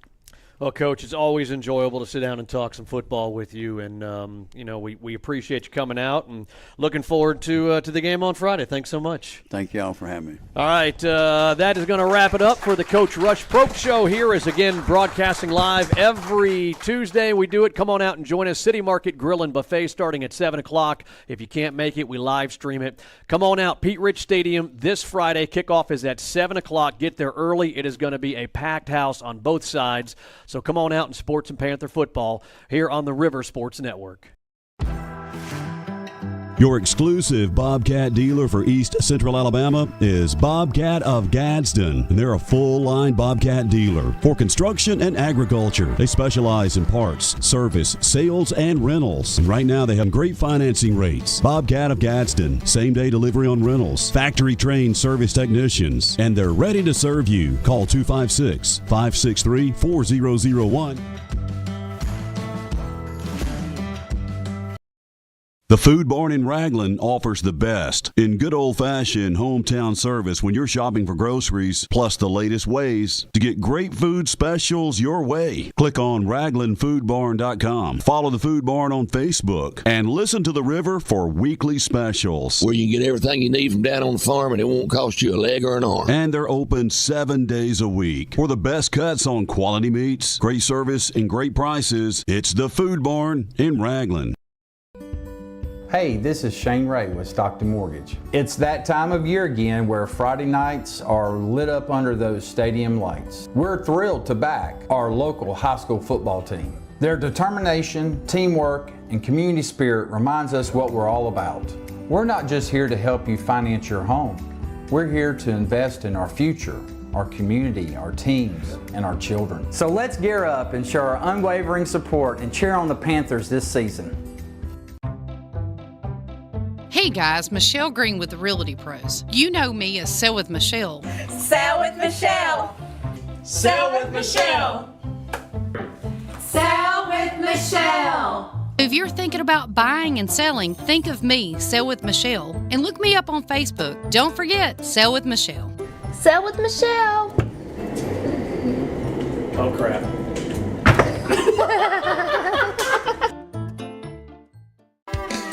Wheeler's Wheels is your Snapper, Snapper Pro, Ferris, and Echo headquarters. Whether you're in the market for a new mower, service on your mower, or parts, it's Wheeler's Wheels. We service lawnmowers, weed eaters, chainsaws, blowers, UTVs, ATVs, generators, and jet skis. Family owned and operated for over 15 years. Wheeler's Wheels, Highway 231 in Pell City by the post office. On Facebook, look up Wheeler's Wheels. Let Heritage South Credit Union tackle your financial needs. Heritage South Credit Union offers the lowest rates on auto loan purchases and refinancing. Our Premium Rewards checking account offers a higher interest rate for balances up to $15,000 with no minimum balance and no monthly maintenance fees. All you have to do is use your account. Join today at myhscu.com. Heritage South Credit Union, your community credit union, equal opportunity lender. Jake from State Farm. I would like to formally extend my gratitude for the Russell rate on my insurance. Do you mean surprisingly great rates from State Farm? I don't believe in accepting help, but I'll make an exception. Here's the deal, Russell. There's no special rate. These prices are for everyone. Consider us square. I made that from memory. I know your face that well. For surprisingly great rates and great service, call State Farm agent Bart Perry in Pell City. Like a good neighbor, State Farm is there. At Pete Rich Stadium, check out the luau going on in the student section to our right. Yeah, for many, many, many years, I guess probably, decades, the student section has been down and to the left along with the band. But if you have seen on social media, heard us talking during the morning show on the river, maybe watched us, you know that the band and the student section is now over to the right. Hey, Therese, will you go wide on that shot, and you can see exactly where they are. I was talking, there you go, quick wide. So I was talking to Mrs. Costello, Holly Costello, the principal at Pell City High School, saying, hey, what's why did you decide to move them? And said a couple of reasons. One, they were kind of out of room. The band was out of room. The students were out of room. They were kind of tucked away down here to the left. And two, I never really thought about this either, where the cheerleaders normally were to our left, they were cheering to that grassy hill, basically. But when the when the cheerleaders now are to the right, they're cheering to the student section and everything now. So, and the band, so it makes more sense. Yeah, it really does. And what difference does it make? Just one side. I know, you're traditionalists, you get used to it, but they're on the right, the right side to our right, I should say, the west side of the field. And Adam, despite a threat of rain tonight, the Panther fans have come out. It was 5:30 when we went on the air, and there were probably about 50 people or so that were in the stands. We are, 14 minutes exactly away from kickoff. It is probably 90% full as I look down right here. And it's going to be a great crowd. It'll be a standing room only once we get kickoff here. Leeds traveled pretty well as we look over there. Leeds maybe 60%-ish something like that. You see the shot right there, so hopefully that gets filled in as we go through the evening. Yeah, and I really hope for the fans' sakes that the sake of the fans, that the rain will stay away until after this one gets over. That would be really nice. I tell you another aspect, going back to last week compared to the game tonight, Adam, the temperatures all day today just much more cool. The overcast skies, we were in the 70s most of the day, and I'm sure the players appreciate that. Fans as well, no sun on them the entire time that we've been here pregame, and so not having to deal. We had some real heat pregame last week. Not the case tonight, and if the rain will hold off, we'll have a very comfortable evening. Yeah, it should be a heck of a night. And like Lance said, we were looking at the radar. We're going to do our anti-rain dance. There's a lot of rain to the south and to the east and to the west and all over. So we're going to take a watch and a listen into the JROTC at Pell City High School as the colors and the state of Alabama flag making their way. So let's just watch and listen in as kickoff coming up here in just a couple of minutes. Flag Cadet Sergeant Major Peyton Pack. The national flag commanding the color guard Cadet Major Ryan Champion. Right rifle Cadet Corporal Alina Smith.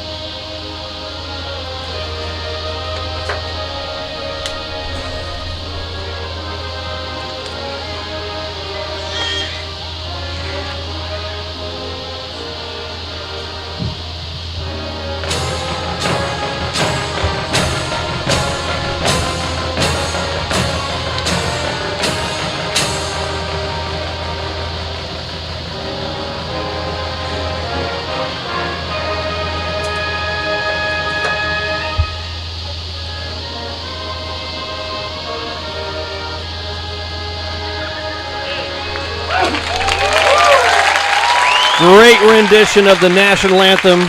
Pell City High School marching band to gold. We got about 10 minutes away from kickoff. Let's get our final time in here as we've got Panther football coming up. Don't forget you can watch several ways on our YouTube channel, which is 94.1 FM The River. Make sure you subscribe while you're there. Also on Facebook, we're pushing it to our main Facebook page, which also is 94.1 FM The River, and specifically on Facebook to Pell City Panthers on the River Sports Network. So all kinds of different ways to watch, and you can listen as well. We've got the audio coming out over our radio, 94.1 FM The River on the radio and on the app. So all kinds of ways to watch and listen on Friday nights for Pell City football here on the River Sports Network. State Representative Randy Wood wants to give a big shout out to everybody that makes high school football so much fun. The players, the cheerleaders, the band, the coaches, the moms and dads, and the fans in the stands. And he's been working hard for the people of District 36 in Montgomery since 2002. And that includes Pell City, Lincoln, Sachs, Oxford, and Anniston. Longtime business owner, Alabama National Guard member, it's State Representative Randy Wood. I'm State Farm Insurance Agent JP Daly, and along with helping you fully manage your risk, I also want to help you save some money in the process. Come by our office in Pell City and let us assist you with your insurance needs, and we'll do our best to help create some extra dollars. You can also give us a call at 205-525-5525. Follow us on Facebook. Visit our website, jpdaily.statefarmagent.com.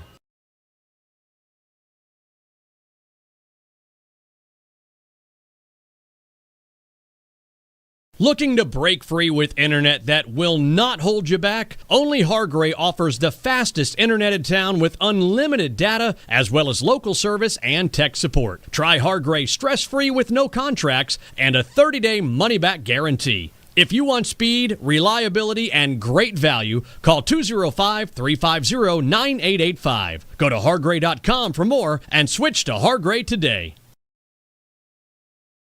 Jefferson State is the best choice for my education. You can get a jump start on college by completing college credit while still in high school. Or get an associate degree in one of Jeff State's high-demand career programs and start earning great pay right away. How about saving thousands in tuition by starting at Jefferson State, then transferring to a 4-year university? And with online classes and 4 convenient campuses, I can earn a degree around my schedule. Find your place at Jefferson State. Registration going on now.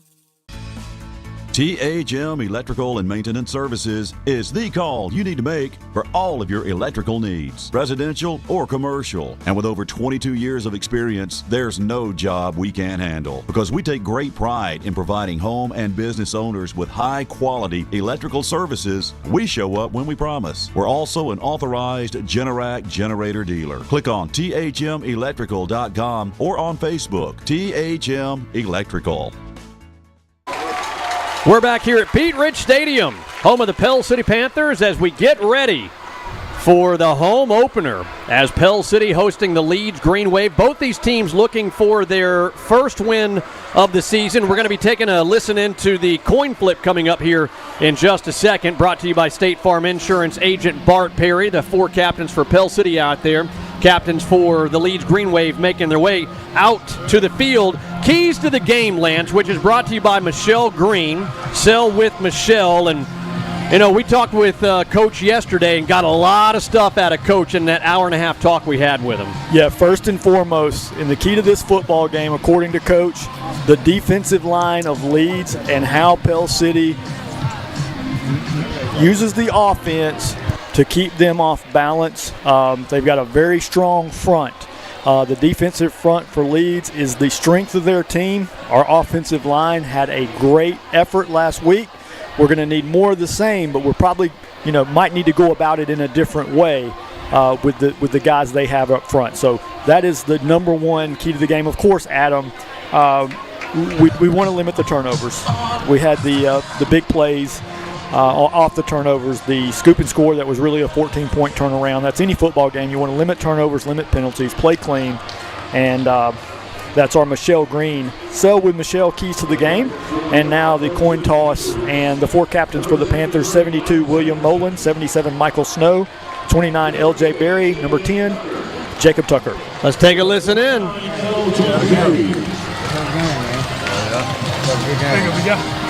Good job. Hey, fellas, I'm Mr. Burgess. This right here is Mr. Sean Crawford. Nice to meet you. Nice to meet you guys. Let me get Oh, yes, sir. All right, guys. Hey, first of all, congratulations on being chosen the captain of your team. That tells us as officials you guys are leaders. All right, part of being a leader tonight is helping us out with sportsmanship. You guys need to control that because we don't like to. If we do it, we're going to do it with yellow flags, okay? Yes, sir. Nothing wrong with a good hard football hit. Nothing wrong with helping that young man up. Does everybody agree with that? Yes, sir. Perfect. Leeds, our visiting team, they got a choice for coin toss. Gentlemen, there's a silver dollar here. There's heads, and there's tails. What are you going to call, young man? Say it loud so Mr. Crawford can hear it. Tails. I heard tails. Guys, I happen to drop it or flip it over my head or something, we'll reflip, okay? I've got tails. So you won the toss. Remember what the coach wants you to do? Receive. Want to receive the football. Yes, sir.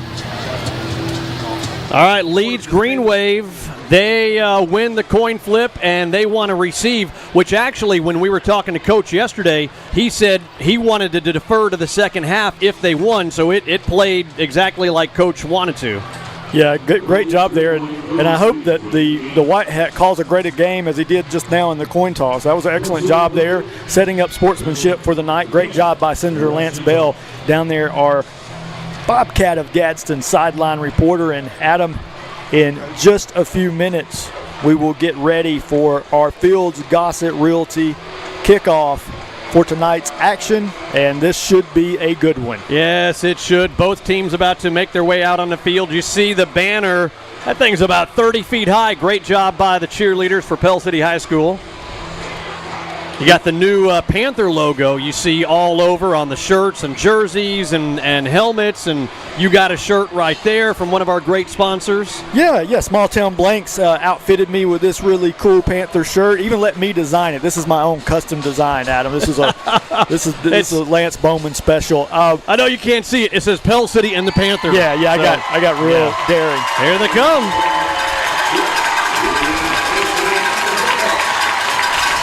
Both teams looking for win number 1 of the season. Jerry Hood,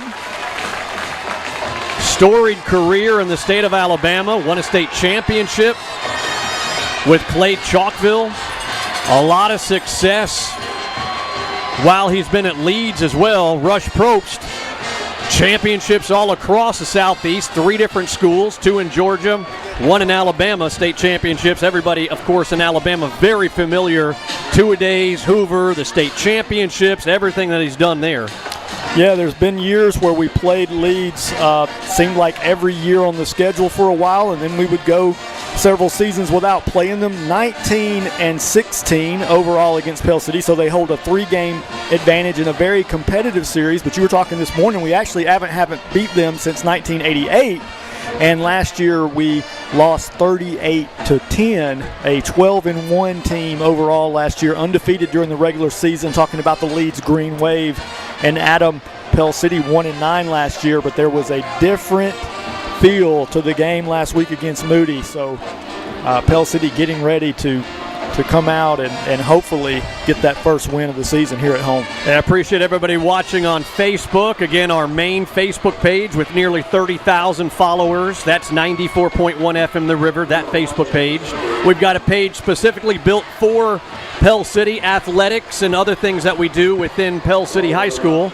That's Pell City Panthers on the River Sports Network. And then we also have a YouTube channel. Y'all want to watch YouTube? Throw that baby up there on their smart television. And that YouTube channel is 94.1 FM The River. You can always cast from your phone, on Facebook, onto your television, however you want to do it. Got some big-time football on the way tonight, though, between Pell City and Leeds. Yeah, and just in case you're riding around the area tonight and in your car, we are on 94.1 FM, as Adam mentioned, and Pell City in their home black. The new uniforms this year, Adam, the black headgear with the Panther head on the side of the headgear, the stripes down, the gold stripes down the center of the helmet, black jerseys, Under Armour jerseys with the white numbers, gold pants, Leeds in all white, trimmed in green, of course, the Leeds Green Wave, and we are ready for the Fields Gossett Realty kickoff. Jake Blackstone at the 40-yard line near hash. Good kick by number 19. That one's going to bounce at the 2 and out of the back of the end zone. That kickoff brought to you by Fields Gossett Realty. Some of our other great sponsors, you hear us mention them as we go through the evening. THM Electrical, hopefully we're hollering out Tim Mogren and THM Electrical a lot. Those are the first down sponsors for Pell City. Bobcat of Gadsden, mentioned Senator Lance Bell, joining us all season from the sidelines. Allen Service Company, longtime advertisers with Panther football, sponsoring our stats. Thanks to Allen and David, doing a great job with those. Our scoring drive replays, brought to you by Holly Automotive, and our Red Zone, brought to you by Coosa Valley Mortgage. And how about that's a good way to start for Pell City. You see the flag go flying already. Yeah, it was interesting. The Panthers were just getting out to get set up in their defensive front, and Leeds was acting as if they were going to quick snap it, and somebody jumped. So 1st and 10 on the opening play turns to 1st and 15 for the Green Wave. One receiver split way down by himself. That's J.J. Johnson, defensive back. Oh, trying to find something on that left side of the defensive line. Not much there. Good stop. Looks like Otwell, one of the first out there. Yeah, Pell City was strong against the run with that 4-man front last week. They show you a 4-2 look a lot of times. They disguise the third defender. Sometimes he's going to drop back in coverage. Sometimes he'll come up and help out against the run. But they were strong against it all night last Friday night. Out of the shotgun, Belly Reed, quarterback keeper. Defender, great job by Ethan Isbell being disciplined right there at the 20, the tackle at the 23. Here comes 3rd down and long. Yeah, nice job. Ethan, just a sophomore, getting bigger each season, and he comes up and shows a little bit of that strength as he holds his ground and makes the initial contact on the quarterback. Big third down right here for the Panther D. Let's see if we can force them to a 3-and-out. 11 minutes left to go. Clock rolls first quarter, just getting underway. Big end to the left side of the offensive line. 2 receivers to each side. Trailing from behind, Jacob Tucker getting a hand on the jersey, slowing down the QB, and that's a yard gain. Here comes 4th down and 5 at their own 25. Yeah, interesting play call from the Leeds Green Wave. I mean, that's typically a passing down and distance, Adam, but they maybe not that comfortable, and now they'll punt it away. Ethan Isbell. We should get some pretty good field position if we can field this thing pretty cleanly. Isbell, you got to get that, son. That bounce at the 42. It rolls inside the 20 down to the 18-yard line. And, he's getting an earful from Coach Probst right now. And that's just that's youth right there. Yeah, and something he wasn't even doing last week. So, Coach wants to use some opportunities to rest some of his other guys that like a Caleb Gross, and that was an opportunity. And Isabel, in the future, I guarantee you, will go over and field that ball. Probably lost about 20, 25 yards of field position there.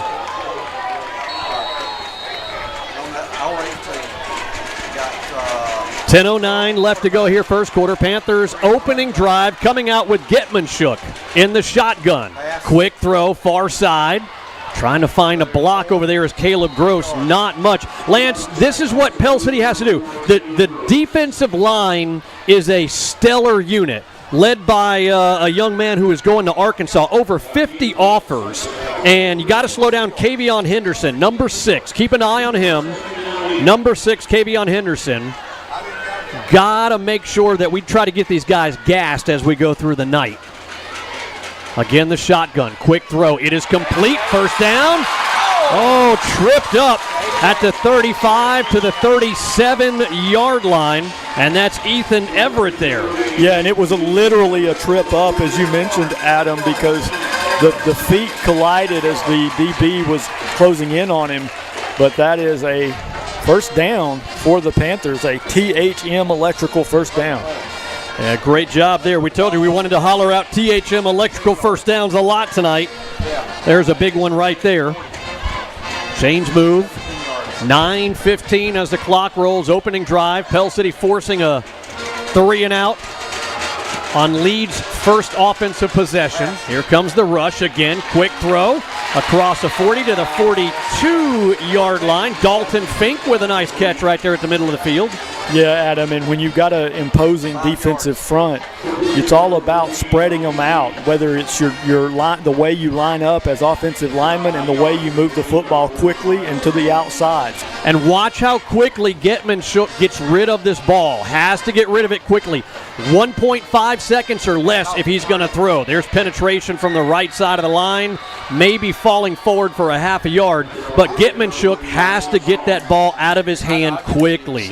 Yeah, and as you just saw there, when we go to the run, that's a concern against this imposing defensive front. As Adam mentioned, all the offers for number 6 of the Blue Devils, Green Wave, Kavion Henderson, 6'3", looks like he's about 250 plus, and got to handle him up front. Here's a big third down. We're going to call it 3rd and a long 3 from our 43-yard line. Getmanshuk taking more than that 1.5 seconds I talked about. Ball's on the turf. Pell City recovers, but that again, got to get rid of the ball quickly. But when that pocket closes quick like that, it's tough. Yeah, Getmanshuk's lucky to get that one back. And Adam, I'll be honest, I've kind of waited for that to happen, because when Getmanshuk doesn't have the time to look downfield in the pocket and he begins to move, got to get him to work on tucking that thing away, or at least grabbing it with 2 hands. Offensive line bails him out that time. See, here's the replay on this. Yeah, great instincts, great player. Watch when he scrambles here. He's holding it out with 1 hand. Yep. All right, punting it away. Good high punt. Bounces at the 25 of Leeds. And we'll be down right about there as well. Oh, the good old reliable 7:08 right on time. What time is it, Lance? Yeah, it's about 7:05. Ah, a little early then. Either that or the clock is wrong on our computer. So Pell City punting it away. Couple of punts on the first possessions on offense for both these teams. Panther defense forcing a 3 and out on Leeds' first drive. Here becomes the first play of their second drive.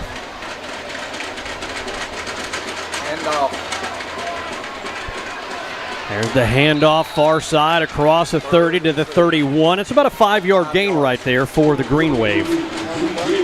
Yeah, and I guess their best move of the night in terms of picking up some positive yardage. Didn't have much going on at all in that first drive. Bring up a 2nd and 5. Ball at the far hash. Again, we got some folks listening on the radio side, 94.1, so might get a little over-descriptive at times. There's a screen pass near side. Lots of running room across midfield and driven out of bounds in Panther territory. Ethan Isbell, number 6 for Pell City, but not after a big first down gain there. Yeah, nothing more than a wide receiver screen. Just a quick hitter to the wide receiver and well blocked. Pell City, not enough black jerseys in the area. Wide receiver takes off downfield, gets it all the way down to the Panther 42-yard line. It's a 27-yard gain on the catch and throw. In motion, receiver now up top, which trips down low to the near side, one up top. Another in motion. There is the give. Oh, there's number 22. Another big play in the backfield. Hunter Otwell with a tackle for a loss. Yeah, they're bringing a guy end around, so he's coming from the near side, and you'll see here he's coming around, takes the handoff in front of his quarterback, and it's just blown up by Otwell. Somebody missed a block, or he knew what was coming because he was waiting on him. Drops him for about a 5-yard, maybe about an 8-yard loss. Mitch Miller sitting in at producer tonight. Great job with the replay. Scott Elliott, Therese Mashburn on the cameras tonight. 5:50 left to go first quarter. We're scoreless.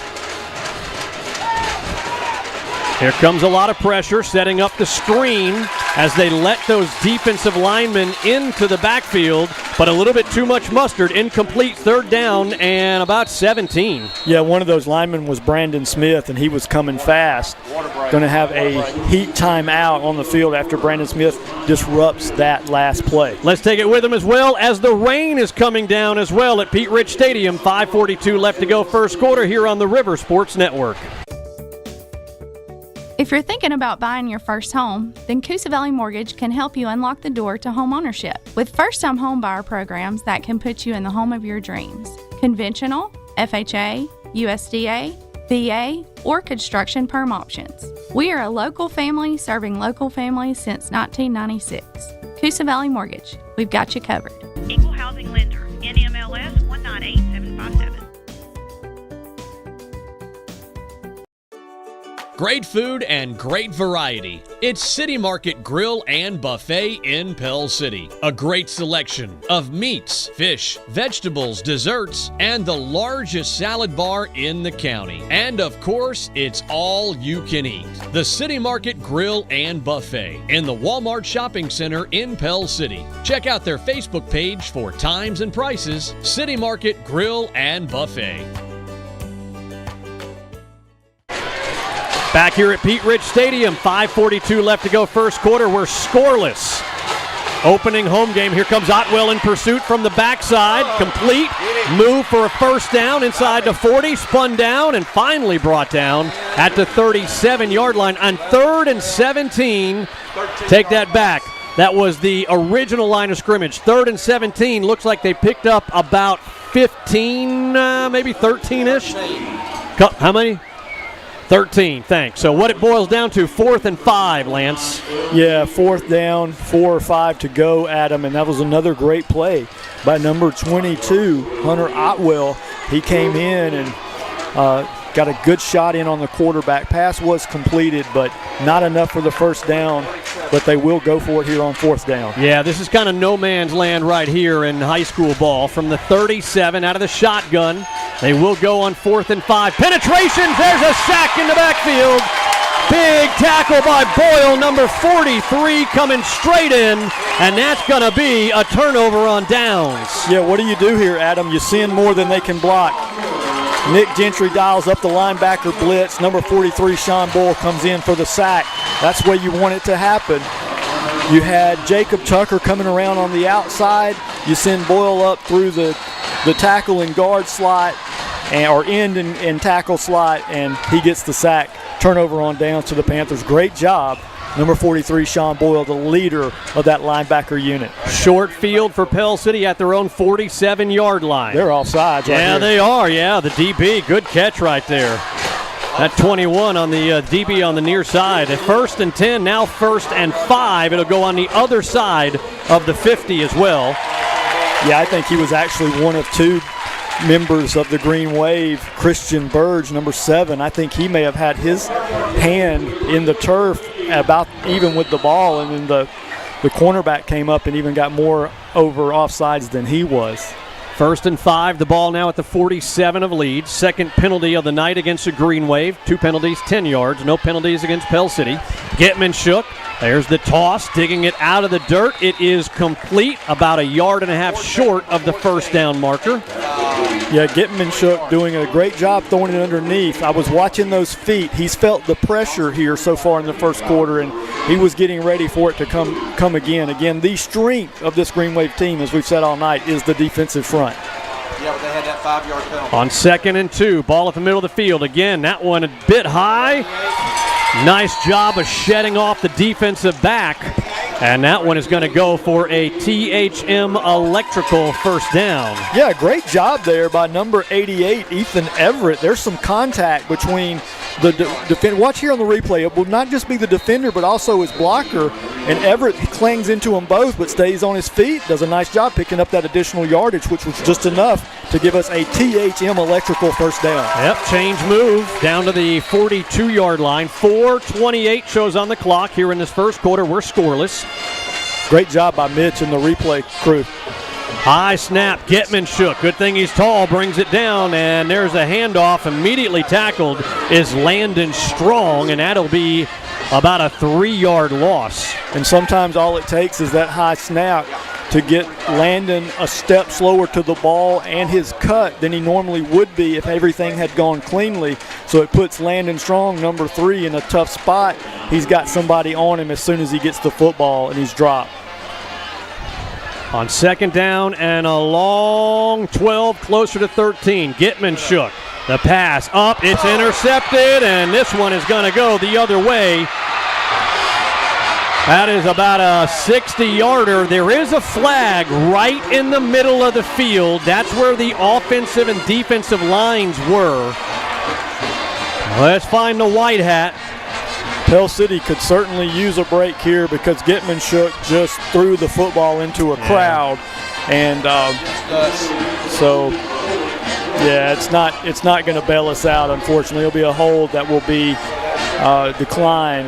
And young quarterback, sometimes you just got to hold it. Didn't do it there and paid the ultimate price with the pick 6. Yep, put it in double coverage too. Well, like you said, right in there, 3:44. And do you remember the term?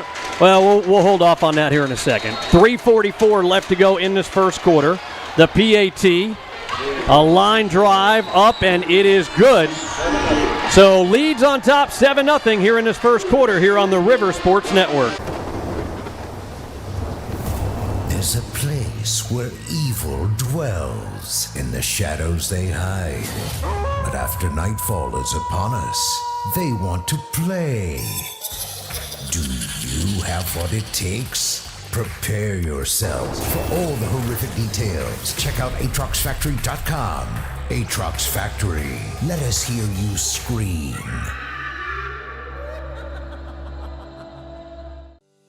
The Ark Family Restaurant has been a fixture in St. Clair County for the past 93 years. Starting out on a barge in 1930, the Ark has been in its current location since 1955, bringing you the best U.S. farm-raised catfish anywhere, plus delicious shrimp, steaks, and a whole lot more. Stop by the world-famous Ark Family Restaurant on Highway 78 in Riverside and experience the tradition for yourself. The Ark Family Restaurant, where generations and traditions meet.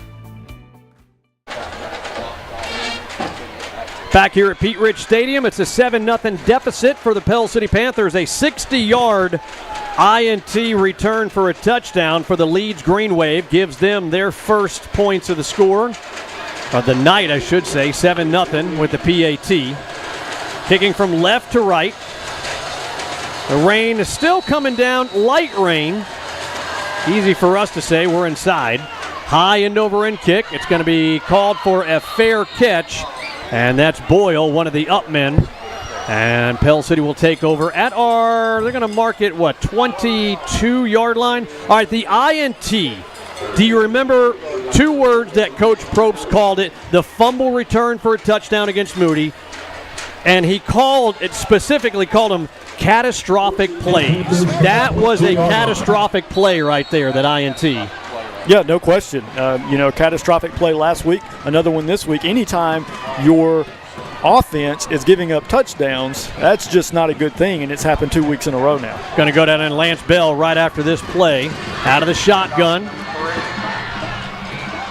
Up the middle, couple of yards of the 25. Let's go down to our Bobcat of Gadsden sideline reporter, Senator Lance Bell. Adam and Lance, when quarterback come off the field, Coach Probst was watching the video of the pick, brought the quarterback over here, showed him the video. They went through the scheme, explained what he was looking at, and how not to do it again. Good coaching on the sideline by Coach Probst. You just got to shake it off. And Coach talked about that, recovering from one of those catastrophic plays. Pass is complete across a 30, hard run right there by Tyler Kuziaski. And I think that's going to be enough for a first down, isn't it? Yeah, that should be a THM Electrical first down. Yeah, great job bouncing back by Gitmanshuk, and also love that report by Senator Lance Bell. Just Coach not exploding, Coach not going crazy, realizing it's the first quarter and there's a lot of football to be played, teaching his player, coaching his player, getting him ready for the next series. Just under 3 minutes left to go. There's a pass up. It's complete. Oh, dropped as a DB throws a hand in there on Ethan Everett. That ball looked like it was going to be complete about the 50-yard line. Watch this replay. Yeah, Everett makes a great adjustment on the ball, cutting in front of the defender, and if he hangs on to it there and stays on his feet, I thought he had possibly a big gainer. Great job on the replay, Mitch, and got to hang on to those, though, if you're Ethan Everett. Second down and 10 for Pell City from our own 34-yard line. 2:51 shows on the clock. Stopped momentarily after the incomplete pass. 7-0 lead for the Leeds Green Wave, and we're going to have 5 against the Leeds Green Wave. That is penalty number 3 on Leeds for 15 yards in this first quarter. That'll move it up 5. Panthers will take it for sure. Number 1, Marquise Bedford checking in for number 3, Landon Strong. Out of the shotgun, Gitmanshuk. 2 receivers to each side. Again, quick pass near side. It is complete. Across a 45 up to the 47-yard line, Zach Duncan. And that is a THM Electrical first down. Another wide receiver screen type play for the Panthers. Get it in the hands of lean and tall Zach Duncan, and he starts sprinting as soon as he gets it, turns it upfield, picks up that first down. Now down by himself is Duncan on the low side of the screen. Number 1. Inside of Leeds territory goes Marquise Bedford, just talking about him coming in, and that's going to get down to the 48-yard line. That's good for close to a 5-yard run. Yeah, that's a nice 4.5, 5-yard gain, as Adam mentioned, and you'll take that on first down every time from Marquise Bedford. Clock rolls, 2:05 left to go first quarter. Number 1. Again, to give to Bedford, trying to find something between that right guard and right tackle, and he finds nothing. It remains 5 for a first. Third down. And Adam, the way he approached the line of scrimmage made me think he wanted to run off the A gap, but it was just bottled up with that strong defensive front. So then the feet begin to shuffle. He wants to break it outside, but it's hard to get those yards against this stout defensive front for the Leeds Green Wave. Marquise Bedford comes out. Landon Strong comes in. He is the back. Split to the left of Gitmanchuk. Trips up top. One down low by himself is Zach Duncan. There goes Strong. That's who the screen pass goes out to. Little wheel route. First down for number 3 and more. Inside the 40-yard line, driven out of bounds at the 37. Adam, you called it. It was a simple wheel route and a THM Electrical first down because Leeds did not have the defense on for that play whatsoever. Landon Strong finds himself running in space and doing a nice job picking up that first down. Great crowd. It is a standing room only here at Pete Rich Stadium. It's been years since I've seen this. Oh, nice move by Bedford. Juking and jiving at the 30, inside the 30. That is going to get down to the 26-yard line. Another THM Electrical first down. Well, big number 77, Michael Snow, and 72, William Molan, they have opened up, along with their counterparts, some big holes, and you see it again there as that gives Bedford space to run into the second level. 7 rushes, 17 yards so far tonight. There's Bedford reversing field, just trying to get back to the line of scrimmage. He will not do that. 2-yard loss right there. He could have easily lost 6. Mm-hmm. I appreciate the effort, even though he lost 2 yards, because that was blown up from the jump, and Bedford doing everything he can just to minimize the loss on the play. In comes, was that 36? Yeah, John Creel. Out comes Marquise Bedford. Creel split to the right of Gitmanchuk in the backfield, with 2 receivers to each side. Second down and 12 from there, 28. And quick pass far side. It's going to go too tall for John David Probst on the far side there. Yeah, that one just floated on him. And Pell City will live for third down. Checking in, as you mentioned, with Creel. He's going to give you a bigger back. Probably has 20, 30 pounds on Bedford. Talking about number 36, John Creel. Trips down low, 1 receiver up top, out of the shotgun, Gitmanchuk. Now he puts the back in motion to the near side. Quick throw across the middle of the field, 15, 10, 5, dragging the defender down. First down, goal to go for the Pell City Panthers. Well, we had not called his name tonight. The biggest playmaker on the field is number 4, Caleb Gross, and he's going to show you why right here. Keep your eye on number 4 at the top of the screen. He's matched up in man-to-man coverage. You want to see that every time. Caleb beats him quick, gets open, and it's a race to the end zone. As we get back to live play, great job by Mitch. Trying to find the end zone down to the 1. Second down, goal to go as we are in the Coosa Valley Mortgage red zone. With end of the first quarter, we're going to swap sides of the field, take a quick timeout. Pell City second down, goal to go. When we come back, it's Leeds 7, Pell City nothing on the River Sports Network. When 2 hometown girls with a love for t-shirts turn a dream into reality, the result is Small Town Blanks, Pell City's new premier t-shirt shop. With our Small Town Blanks t-shirt brand and the highest quality fabrics, we can outfit our customers with the vibrant colors and endless custom options they desire. We offer traditional vinyl and screen printing along with our super comfy sublimation prints, and we are proud to partner with local schools, organizations, and events to design their one-of-a-kind shirts. Small Town Blanks made with hometown love. THM Electrical and Maintenance Services is the call you need to make for all of your electrical needs, residential or commercial. And with over 22 years of experience, there's no job we can't handle because we take great pride in providing home and business owners with high-quality electrical services. We show up when we promise. We're also an authorized Generac generator dealer. Click on thmelectrical.com or on Facebook, THM Electrical. At Pete Rich Stadium, the Pell City Panthers down 7-0 starting the second quarter. Yeah, Adam, as the Panthers get into that Coosa Valley Mortgage red zone, and also some Allen Service Company first quarter stats. Gitmanchuk already over 100 yards. He went for 107 there in the first quarter. Pell City second down and goal from the 2 to start the second quarter. let's start it out right with a TD. In the backfield at quarterback is Caleb Gross. Let's see if he calls his own number. He does. Looking. He hurdles across the goal line. Touchdown, Panthers. That is a 2-yard touchdown scamper by number 4, Caleb Gross, awaiting to tie it up on the foot of Jake Blackstone. Yeah, Adam, just put it in the hands of your playmaker, your best athlete, and let him take it in. He got you down there with the great pass from Gitman Shook. Gitman Shook hit him on the slant in stride, and then you go back to Caleb Gross, letting him take it in from the 2. Great job, Pell City, answering Leeds with that touchdown.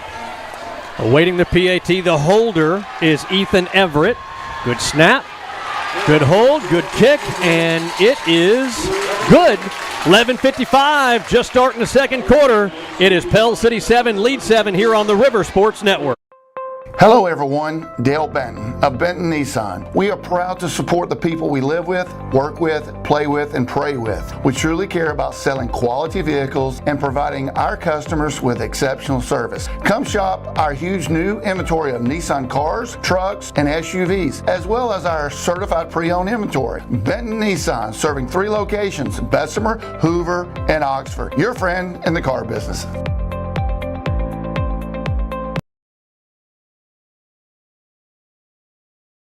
I'm Brian Collins with Two Wheel Heaven Power Sports in Pell City. From sales to service to parts, our goal at Two Wheel Heaven Power Sports is to meet all your ATV, side-by-side, and motorcycle needs. And we finance. We have experienced staff and certified technicians on hand in our service department. And we also have a wide variety of accessories, riding gear will keep you looking good. Two Wheel Heaven Power Sports on Comer Avenue or call 205-473-0143. Back here at Pete Rich Stadium, a 2-yard touchdown run by Caleb Gross. Jake Blackstone's PAT splitting the uprights, and 11:55 left to go here in this first half. It is a 7-7 ball game. Blackstone been pretty much perfect in the kicking game so far this season. Look at that one there. Woo-wee. Got some wind help right there. That one lands 7 yards deep in the end zone and bounces off of the fence as Jake Blackstone, with the help of Mother Nature, sails that one over everybody in white and green. You know, and Blackstone going the opposite way in the first quarter almost got it into the end zone. It didn't have a chance not to make it that time with that strong wind behind it. That thing just sailed, as Adam said, to the very back of the end zone. No chance for a return. And a Pell City defense that is pitching a shutout so far tonight, but the score is 7-7 after an interception return by Leeds, and then that was answered by our Panthers. Out of the shotgun, here comes the receiver in motion. It is the fake speed sweep, quarterback keeper. Hanging on for the tackle for the ride. Dunneville, that one's going to go for 6 yards. Yeah, Dunneville comes up and fills his spot and does his job, but there was some big old nasty offensive linemen that were pushing the pile, and there were a few more legs pushing than just Dunneville's, and he has to get some help from number 6, Ethan Isabel. On 2nd down and 3, the ball at the Leeds 27-yard line. 11:20 left to go first half. There is the handoff. Hit right at the first down marker, and he's able to fall forward for a couple of more. That'll be a first down for the Green Wave. Yeah, shout out to Carson Scott, number 51. He comes in there and he makes the initial pop. It will be enough, however, to move the chains. It was a short game, but they didn't need much at all. 1st and 10 for the Green Wave from their own 32-yard line. 2 receivers down low, 1 up top on 1st and 10. Quarterback keeper. Up top is 43 with another tackle as Sean Boyle couldn't get who was down low on that one. Yeah, well, everybody did their job. It started with number 10, Jacob Tucker. He's going to force it outside, and then 43 is going to come in. We'll see. Watch number 10, Tucker. And then he gets around him, and Boyle chases it down. And also you had Barry coming up doing a nice job from his defensive back position. So shout out to all 3 of those guys playing tough defense. Boyle making the tackle. That's about a 3-yard gain. 2nd down and 7. Here comes a good rush. He's got a receiver open and some blockers out there. First down and another yard to a yard and a half as he gets up to the 44-yard line. So the chains will move again for the Green Wave. Yeah, I think I was thinking what everyone else was. Adam, we had number 22, Hunter Otwell, coming inside, running up the middle, and you just hope he can get there too. And we're going to have a flag on this play before it snaps. Flag down low. That one's going to go to right at midfield, but there is a flag by the referee on the near side. Scott Elliott, our crack cameraman, says offsides. Let's see what happens. Lance, what do you got down there for us? We had an extra man, didn't get off the field in time. He was trying about 2 yards off the field when the snap. All right, like I said, the crack cameraman said there's 12 on the field. That's the last time I go to Scott Elliott on a call. Lance Bell, Senator Lance Bell, our Bobcat of Gadsden sideline reporter all season long, and he'll have a couple of words with the Coach Probst going into the locker room at the half. Whoa, hang on to the equipment. It is windy out here. You can hear the wind kind of kicking up in the mic, but kick right on up into the studio. Lance is going to have a word with Coach going into the locker room, and then we'll talk to Coach Probst at the end of the ball game as well. 10:03 left to go here in this first half. It's Pell City 7, Leeds 7. Leeds scoring on a 60-yard INT return for a touchdown. Pell City scoring on a 2-yard touchdown run by Caleb Gross. Fumble. There is a fumble. Pass is up, got a DB right there. It's L.J. Berry. He's got some running room near side. 40, 45 across midfield. Jukin, 40, 30, 25, 20, still on his feet. Inside the 20-yard line. No flags anywhere. L.J. Berry with a big-time interception. Yeah, L.J. Berry just drops back in coverage. He's our big play guy back there anyway in the defensive backfield. Watch L.J. here. Dropping back. Quarterback's under pressure, and he's just going to fire it downfield, and LJ's waiting on it. Bobbles it for a second, but we know what Barry can do once he gets moving. Had the kickoff return for 6 last week, 2 pick sixes in the Jamboree game, and almost had another pick 6 there. That close. That is defense turned to offense. L.J. Berry. That is the Coosa Valley Mortgage red zone, getting that all the way down to the 15-yard line of Leeds on that return by number 29. Gross in at quarterback. He hands it off to Strong, stretching it out left side, and he gets down. I don't even think we got anything. Gets to the line of scrimmage, second down and 10. Yeah, it looked like something was about to develop there, but number 11 for Leeds, he comes in and wraps him up tough. Wheel forward, and I thought Strong was going to be able to turn it up and maybe get a few more out of that, but that was a nice job by the Leeds defender, number 11, Will Ford. I'm sorry, Lance. I was just going to say, as you said, 2nd and 10. John David Probst and Ethan Everett, the 2 receivers to the low side. It's Gross out of the shotgun. Belly read, keeper by Gross, patiently trying to find something, and it just absolutely collapses. No gain there. 3rd down and 10 now. Yeah, just not able to move it on these last 2 plays. And most concerning is Caleb Gross is hobbling off the field. So, Lance Bell, if you can get an update on our star player, we would certainly appreciate that. Yeah, see him, Gross, on the near sideline talking with Coach Probst. So here comes a big 3rd down. 3rd, and it's scoreboard says 8. I think it's close to 10. 3rd and 10 as Getman-Shook is in there. 8:02 left to go here in this first half, tied at 7. Getman-Shook looking, got a receiver open. Oh, man, just can't bring it down. Ethan Everett. I don't know if the DB got a hand on it right before it got there or not. Yeah, Getman-Shook's looking for the right guy in the back of the end zone, and he fires a really good pass. Maybe a hand grazed it. It's hard to say, Adam, but he put the ball in the right spot. Nice job by Getman-Shook. So here comes Jake Blackstone. Looks like about a 31-yard attempt for Blackstone. Kicking with the win. plenty of leg. It is up, and it is good. 7:49 left to go here in this first half as Pell City takes the lead for the first time tonight. It's Pell City 10, Leeds 7 on the River Sports Network.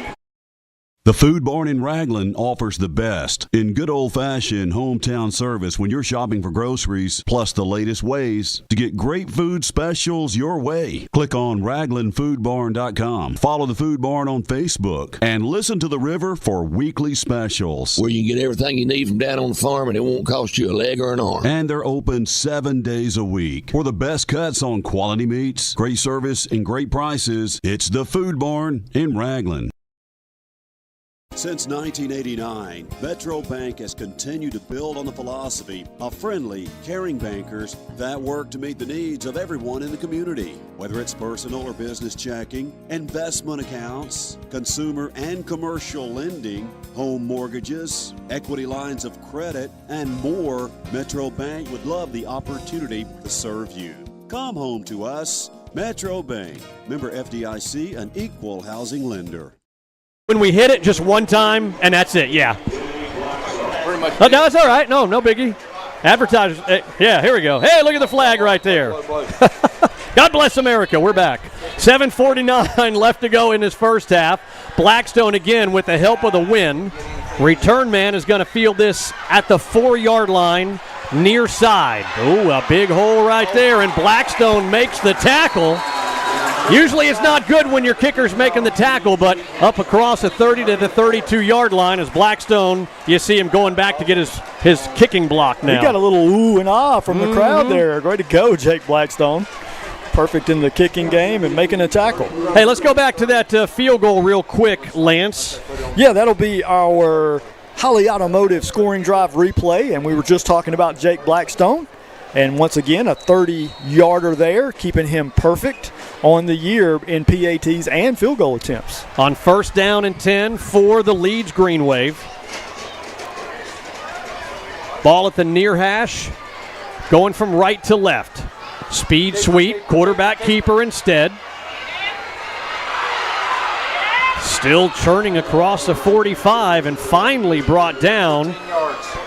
Looks like Carson Scott getting down low on the quarterback, not for a long first down run, though. This has been a really good tackling Panther team, minus that last play. We had a couple of guys that time that just wanted to come in and bang, and what I mean is they dropped the boom, they dropped the shoulder, but they didn't wrap up, and it allowed that back to escape for about 4 or 5 more yards before he's corralled by some additional Panthers. Again, out of the shotgun. Look at that formation with those backs split to the left side, those wings right there. Quarterback keeper, and that's the side he's running to.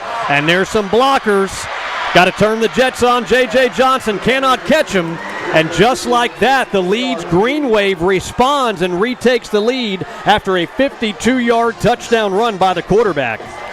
Yeah, and, we referred to Coach talking about catastrophic plays, and if you're watching TV tomorrow or Sunday, coaches will call them, if it's for your offense, explosive plays. But when they go against you, it's pretty catastrophic, and that's another explosive play for the Green Wave. Going to put them back on top by 3. See at the extra point.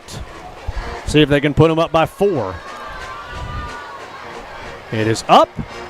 And it is good. 7:03 left to go first half. Leeds retakes the lead. It's Green Wave 14, Panthers 10 on the River Sports Network. Good call or bad call, officials always have the final say in sports.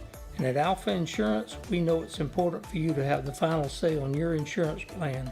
You can trust us to protect what's most important to you. Alpha Insurance, always a good call. In Pell City, call me, Jim Wilson, at 205-884-3470 or stop by our office at Martin Street South next to Dairy Queen. Back here at Pete Rich Stadium, you see our Bobcat of Gadsden sideline reporter, Lance Bell, and Lance does not have good news. Well, sad to say, but his shoulder pads are off. Looks like may have a hyperextended. Just hope maybe they can treat it in the halftime and get him back out here. But shoulder pads are off and he's walking around the sideline. Yeah, Caleb Gross, who is the playmaker. I mean, the biggest playmaker, Lance. is Caleb Gross, and he's got the shoulder pads off. Yeah, that's definitely tough news for the Panthers. So somebody else has got an opportunity to step up. Obviously, we play him at quarterback, but Gitmanshuk is our primary passer. We may go with him the rest of the way, and some running backs are going to have to step up. The unfortunate part is that Gabe Gross is also our best receiver. High end over end kick. This one taken at the 15-yard line. And that is John David Probst, fair catching. Want to remind everybody on our live feed, we've got live feed on Facebook and on YouTube. If you're an idiot, I'm going to call it like it is. If you're an idiot, we're going to block you. You don't have to worry about making comments. We're going to block you, and you won't be able to see the game anywhere. So keep that in mind. If you want to be an idiot, go ahead. We'll block you, and then you don't have to make any comments. So next idiot comment we got, you're gone. That's your warning. We're not going to do it. 7:03 left to go here in this first half. It's high school ball, y'all. It's Leeds 14, Pell City 10. Panthers with the ball as the rain comes down again. Wynn going with the back of Gitmanshuk. That is complete across the 25 to about the 27, which all that amounts to no gain to complete to Landon Strong. Yeah, just a swing pass out of the Panther backfield, Adam, and unfortunately, not a lot of room. Hit almost immediately. Second down and 10. No gain there. Clock continues to roll. 6.5 left to go here in this first half. Out of the shotgun is Gitmanshuk. One back split to his right. Again, a little bit of a wet ball out there. There's a snap. Good throw. Staying in bounds across midfield. It's a foot race. 30, 20, 15, 10, 5. Drug it into the end zone. Touchdown, Panthers. Woo! Ethan Everett staying in bounds all the way down the near sideline. That one goes for a 72-yard touchdown catch. We just got some tough news a moment ago. Somebody has to step up, and how about that? Ethan Everett stepping up for his teammate, Caleb Gross, who's got the shoulder pads off, and Everett says, "Lean on me, guys," as he sprints down the field. Had just enough gas to take it across the pylon, and a great play by Ethan Everett. Great pass from Gitmanshuk. Extra point is up, and it is good. Panthers retake the lead, and we got a flag down, and this one should be declined before we hit a break.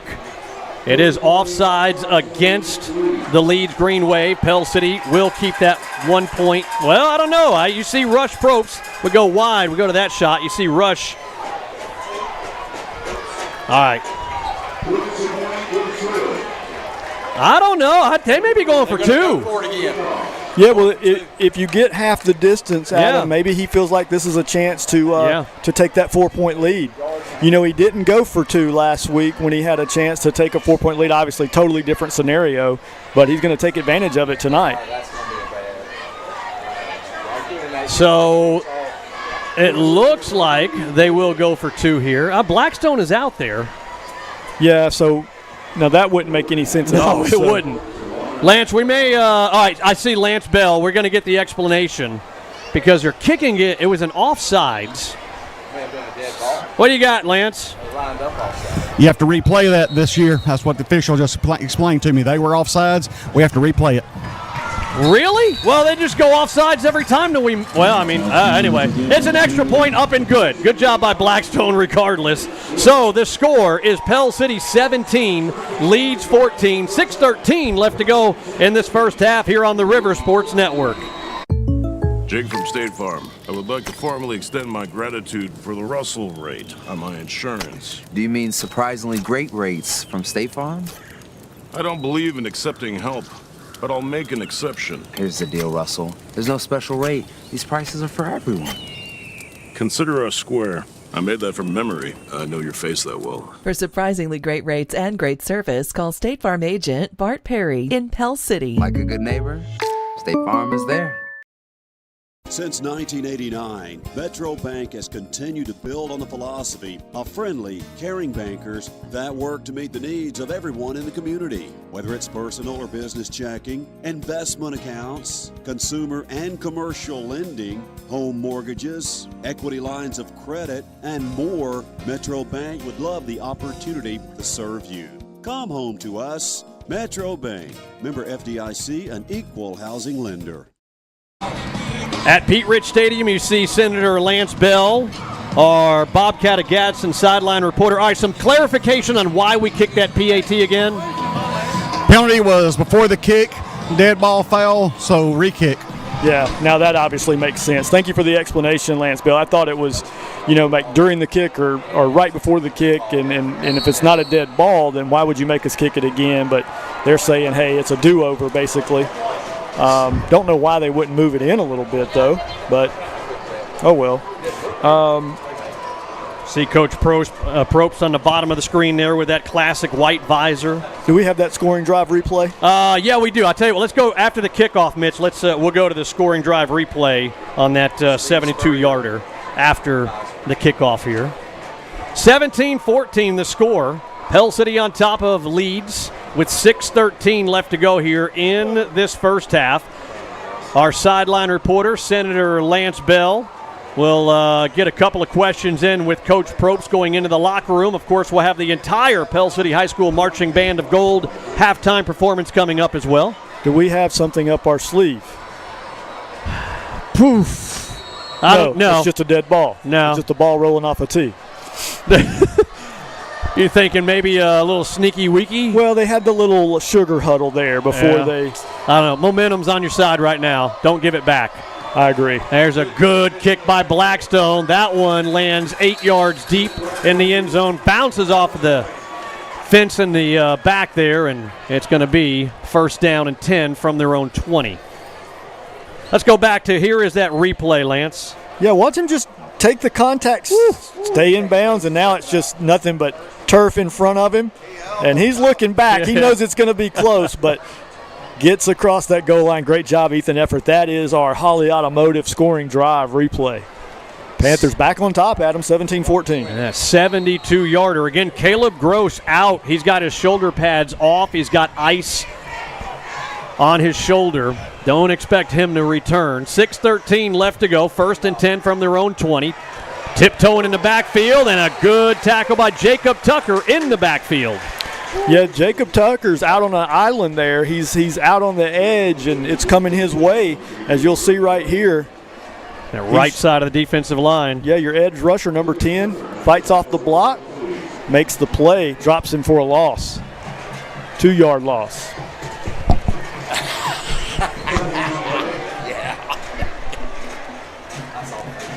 Clock continues to roll, 5:40 left to go here in this first half. Panthers with a 17-14 lead. Shuffle pass, first defender can't get him. Runs by the DB, but catching back up, Justice Ammons. And it's going to be third down and about 3. There's a flag on the far side, on the other side of the 30. Watch the white hat here. It's going to be a hold against the Green Wave. I would imagine Coach is going to take that 10-yard penalty from the spot of the foul. Yeah, I would think so as well. It looked like Pell City was really close to blowing that play up in the Green Wave backfield. The pitch did get to the edge, the officials say, but with a little help from some holding and back it up 10 from the spot of the foul. Coach Rush Probst saying, come on, let's back this thing up. There he is. He's pointing 10. 10 from the spot, guys. Let's go. 5:25 left to go first half. Panthers up 17-14. If you're listening on the radio, 94.1 FM, we appreciate it. If you are listening on the app, we appreciate that as well, Bluetoothing wherever. Or maybe you're watching on YouTube, the Rivers main page, nearly 30,000 followers on the Rivers main page, which is 94.1 FM The River. Maybe you're watching on YouTube. I said Facebook, YouTube. Facebook's 30,000. YouTube. However you're watching, we appreciate it. Here comes speed sweep to the near side. A stiff arm, but here's a bunch of Panthers. Be careful. By golly, that's a boneheaded play. Come on, Carson. Had them all hemmed up. And that extra little push is going to cost a 15, unfortunately. Yeah, and coach is upset about it, and they even got a little retaliatory push in on 51, but he's got to be smarter there. He does a great job. The tent. Yeah, we're just losing a tent here. The wind has really picked up, guys, and that one is got to be corralled before it gets out on Cogswell. They have set it back down now. Good job. But Adam, let's go back to the play. I mean, you just have to you've strung the play out. He doesn't get to the outside on you, and you just let your momentum take him into some contact, and that extra little shove was just a little too much for the official. And they get a first down the cheap, easy way. Might be able to just click on one of the comments. 4:44 as the clock rolls on that first down. Courtesy of the penalty. Quick pass far side. Makes a move at the line across the 34 to the 35-yard line. 5-yard gain right there.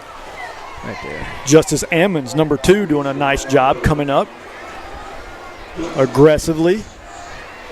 It's always tough for those defensive backs, guys. They gotta come in there, but you're dealing with some speed, and you kind of break down too. Ammons does a nice job there.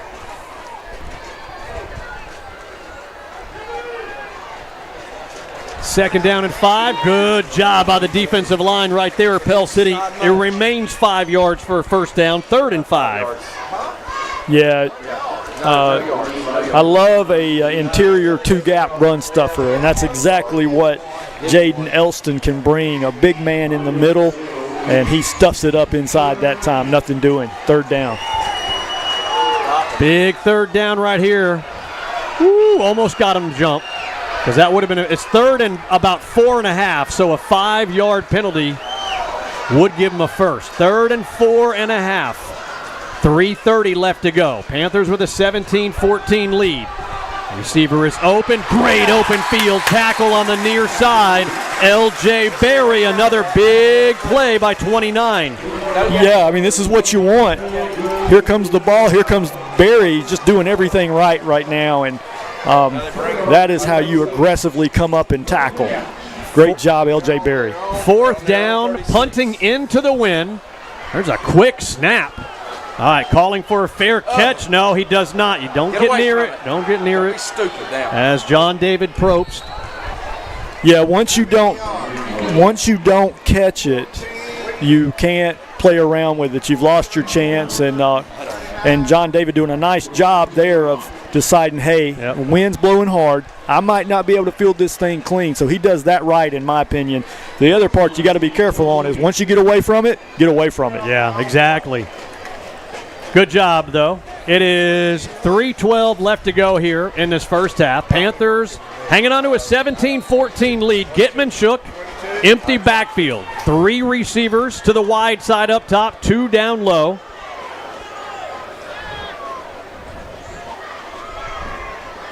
Looking far side, instead throws it near side and trying to run before securing it. Ethan Everett, that's going to stop the clock at 3:07. Yeah, nothing more than that, Adam. He's letting the blocking set up. The ball's coming in, and he takes a peek upfield to see where he can run. And unfortunately, that is just enough to lose the ball and get through his hands. Got to watch it all the way in to the reception. 17-14 the score. Pell City with the lead. Home opener for the Panthers under the Rush Probst era. Seeing if they can bounce back off of that heartbreaking loss at Moody for week number 1. Getmanchuk got a receiver open and just cannot get it to John David Probst. And just overthrew him a tad bit. Yeah, I mean, there's no doubt. And again, there's a shifty wind blowing around tonight. He steps up and lets it go. John David Probst would still be running. He'd be over in Leeds heading towards Irondale. He was gone. He was about 10, 15 yards behind the defense.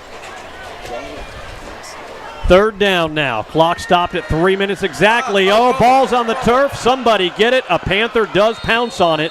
We're going to lose about 3 yards. Again, the defensive linemen just wreaking havoc Just a fantastic defensive line led by Kavion Henderson out there. I mean, that's almost an all SEC defensive line right there, Lance. Yeah, we said from the start that's the strength, and they make some big plays. Pell City's doing a nice job on offense, though. 3 scoring possessions, although L.J. Berry was very instrumental in one of those. Dalton Fink with the win. Oh, no. This one goes off the side and lands 6 rows deep into the gold seats.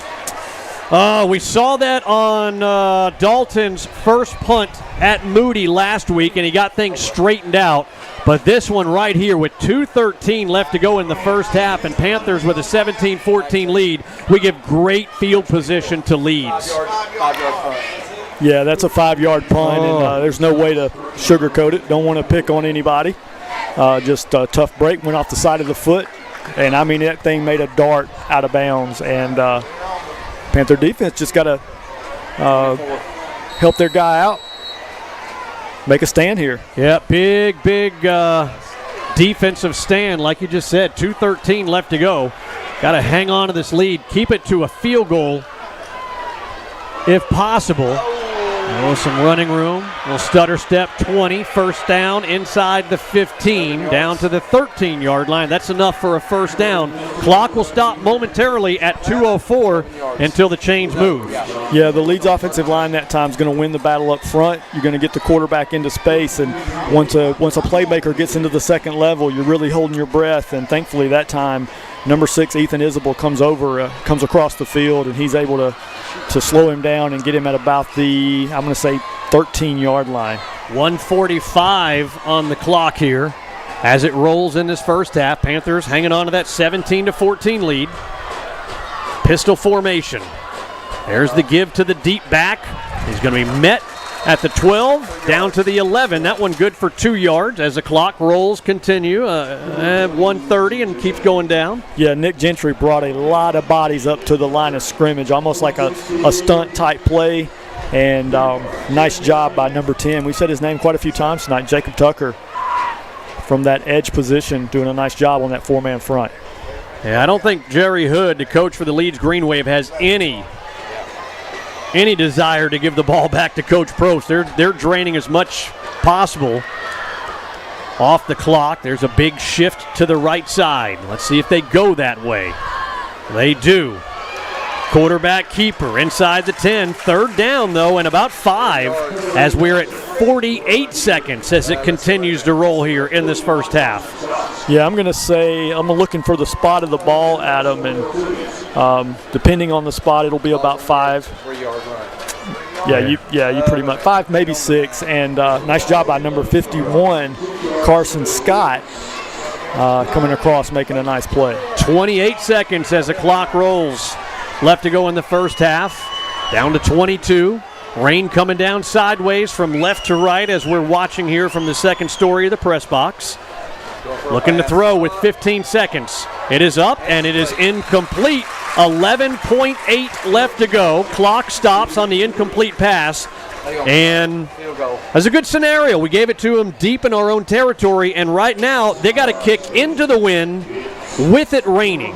And again, that's what I alluded to. You know, make a stand, bail your teammate out. He knows he made a bad play. Coach is out there jumping on him, and you know what? Defense has your back, brother, and they're going to force a field goal attempt, and that could have easily gone for 6. By the way, that's excellent coverage by Jacob Tucker. He's doing a little bit of everything.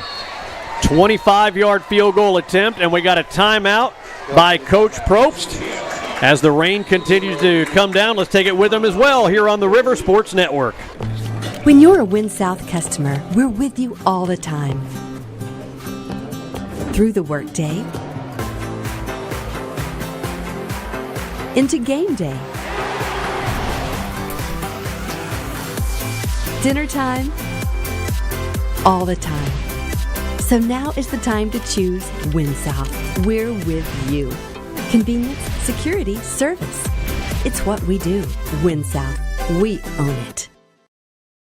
State Representative Randy Wood wants to give a big shout out to everybody that makes high school football so much fun. The players, the cheerleaders, the band, the coaches, the moms and dads, and the fans in the stands. And he's been working hard for the people of District 36 in Montgomery since 2002. And that includes Pell City, Lincoln, Sachs, Oxford, and Anniston. Longtime business owner, Alabama National Guard member, it's State Representative Randy Wood.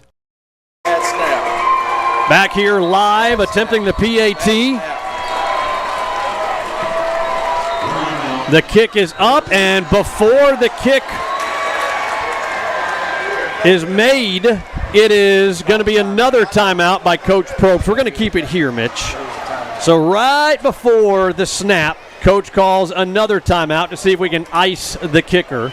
And the rain is coming down. It's coming down from left to right. Not a heavy rain, more of a heavy mist. And going to be kicking right into the wind. Pretty good wind. Can we get a shot of one of y'all get a shot of the flag? Yeah, and that'll be part of the storyline, Adam, in the second half. As you look there, rain blowing sideways, a good steady wind as the Panthers trot back out on the field. Would love to see a block kick here. And then, of course, the other story, Caleb Gross, our biggest playmaker, shoulder pads off, and I'd say he would be highly doubtful for the second half. Again, it's going to be a 25-yard field goal. You can see a little bit of the rain coming in. We showed you the flag. He's kicking straight into the wind. Waiting for the white hat to blow his whistle to put the ball in play. There it goes. Kick is up. It's got enough leg. And it is good. 6.8 seconds left to go here. And we are tied at 17 here in this first half here on the River Sports Network. Hello everyone, Dale Benton of Benton Nissan. We are proud to support the people we live with, work with, play with, and pray with. We truly care about selling quality vehicles and providing our customers with exceptional service. Come shop our huge new inventory of Nissan cars, trucks, and SUVs, as well as our certified pre-owned inventory. Benton Nissan, serving 3 locations, Bessemer, Hoover, and Oxford. Your friend in the car business.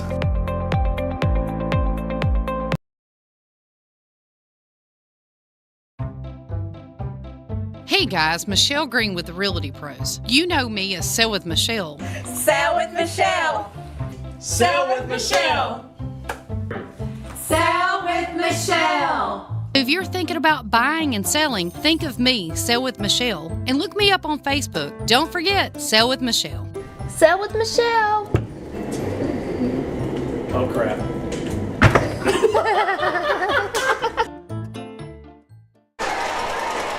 There you see Caleb Gross right there. The pads off, not a good sign for Panthers fan. All right, the rain really coming down now. High end over end kick. That one's going to bounce at the 35, taken by Barry. Gets rid of a defender. Clock is at 0, and that will be the end of the first half. Senator Lance Bell, let's go down to Lance with Coach Probst. All right, Coach, first half, what we're going to do in the second? Coach, We just got to get in and figure out some things. We lost Caleb Gross. We're going to reevaluate at halftime and see if he can come back. He won't come back and play quarterback. So if he comes back at all, he'll come back and play receivers in a limited deal. 1, 2, 3, 4, 5, 6 things that happened in that first half. We don't catch a punt, lost field position, had a 2-yard punt that cost us 3 points. We had an interception return for a touchdown. They did. We don't score in the red zone. We had a bad fit on defense to give up a long run. That's it.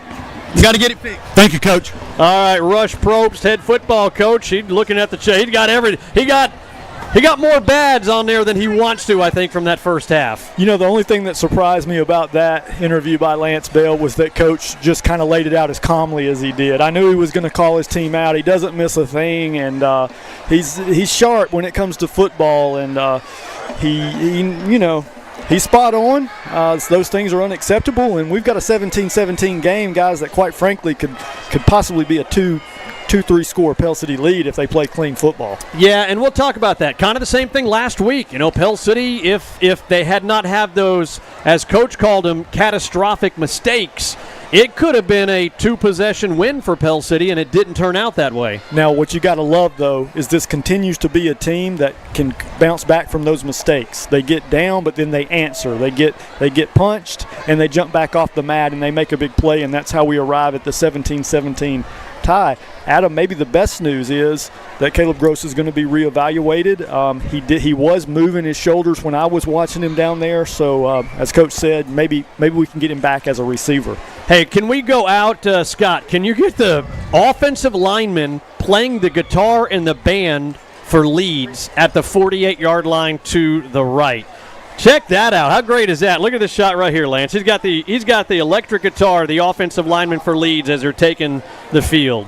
And I got two little friends I want to say hello to real quick that are listening. Hey, Evie Rawson and Wagner Rawson, let's listen to the Leeds band. All right, as we go out here, we'll watch and listen to the Leeds band. It is the beginning of the halftime festivities. Pell City 17, Leeds 17. We still got halftime stats we'll take a look at. We'll take a look at the Pell City High School Marching Band of Gold coming up as well, their entire performance here on the River Sports Network.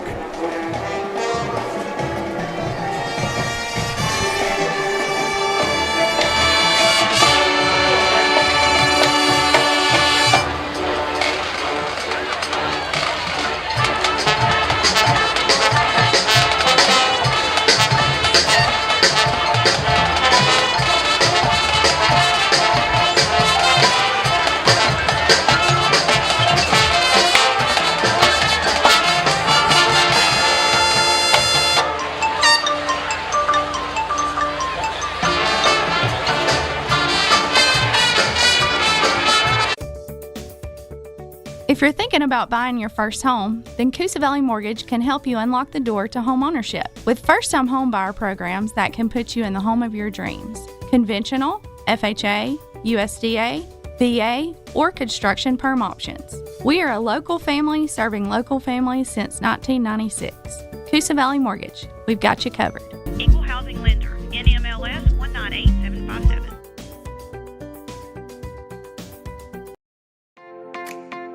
If you're looking for the hottest fashion trends, then shop Celeste Heavenly Boutique in Pell City, where you will find the latest styles for women, juniors, infants, and toddlers. And Celeste has great gift ideas for every occasion: jewelry and accessories, candles, household items, pet products, and more. New arrivals daily with shipping and free gift wrap available. Celeste Heavenly Boutique, a boutique for all generations. On the edge of town, there stands an old factory. The townspeople don't speak of what went on there, but everyone knows. To get out alive, you don't have to run fast, just faster than your brains.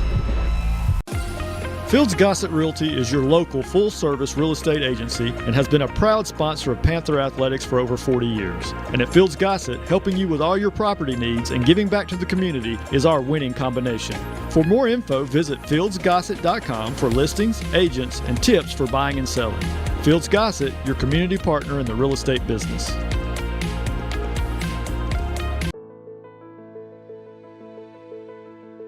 This is Senator Lance Bell. I want to thank you for the opportunity to represent you in Montgomery. I am so excited about this time of year as we watch our cheerleaders, our football teams, and our band as they perform on the field. And parents, I'm not forgetting about you. That's what's great about Alabama. I'm Senator Lance Bell. Thank you for the privilege to serve you in Montgomery.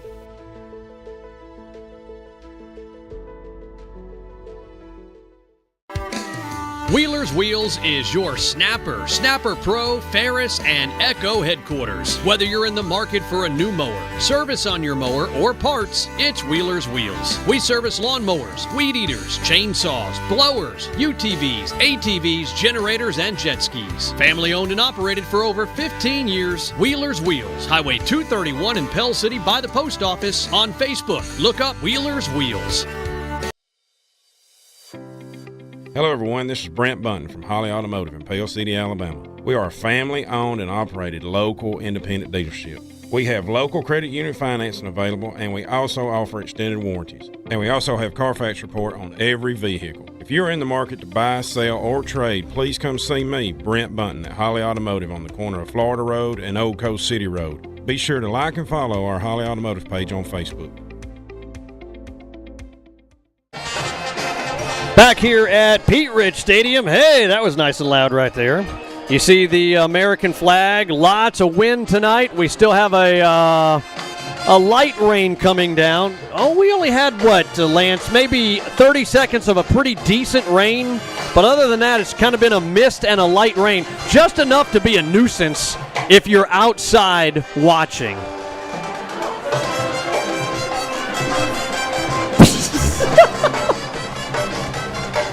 You don't like my rain coverage? Well, I just was waiting for a little bit of a lead-in if you want me to do some stats. Hey, let's take a look at our stats with our color commentator, Lance Bowman. Our stats brought to you by Allen Service Company. How's that? Is that a good one? that helps me at least anyway, because I was deep in stats when you were talking about the weather there. Our quarterback, Gitman Shook, 17 of 24 through the air for 179 yards. Doing a solid job for Pell City. Now, it's not all gravy. He did have the pick six. Yeah. So touchdown pass and a interception there. So he's as well as he played, unfortunately, that kind of cancels out. But let's look for a big second half. He's doing a nice job. Obviously, percentage-wise, that's solid. Catching the ball from Gitman Shook, you had Strong with 2 catches for 11 yards out of the backfield. Probst had a catch for 9 yards.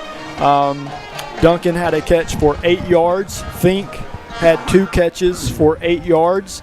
Everett, of course, with the big 72-yard touchdown. He's got 3 catches for 92 yards and that touchdown. Gross, who we may get back in the second half, had 2 receptions for 29 yards. So is that receiving or rushing there, David? The 3 for 13? That's going to be rushing. Okay, so starting with our runners is Bedford, 3 carries for 13 yards. Strong had 4 carries for 1 yard.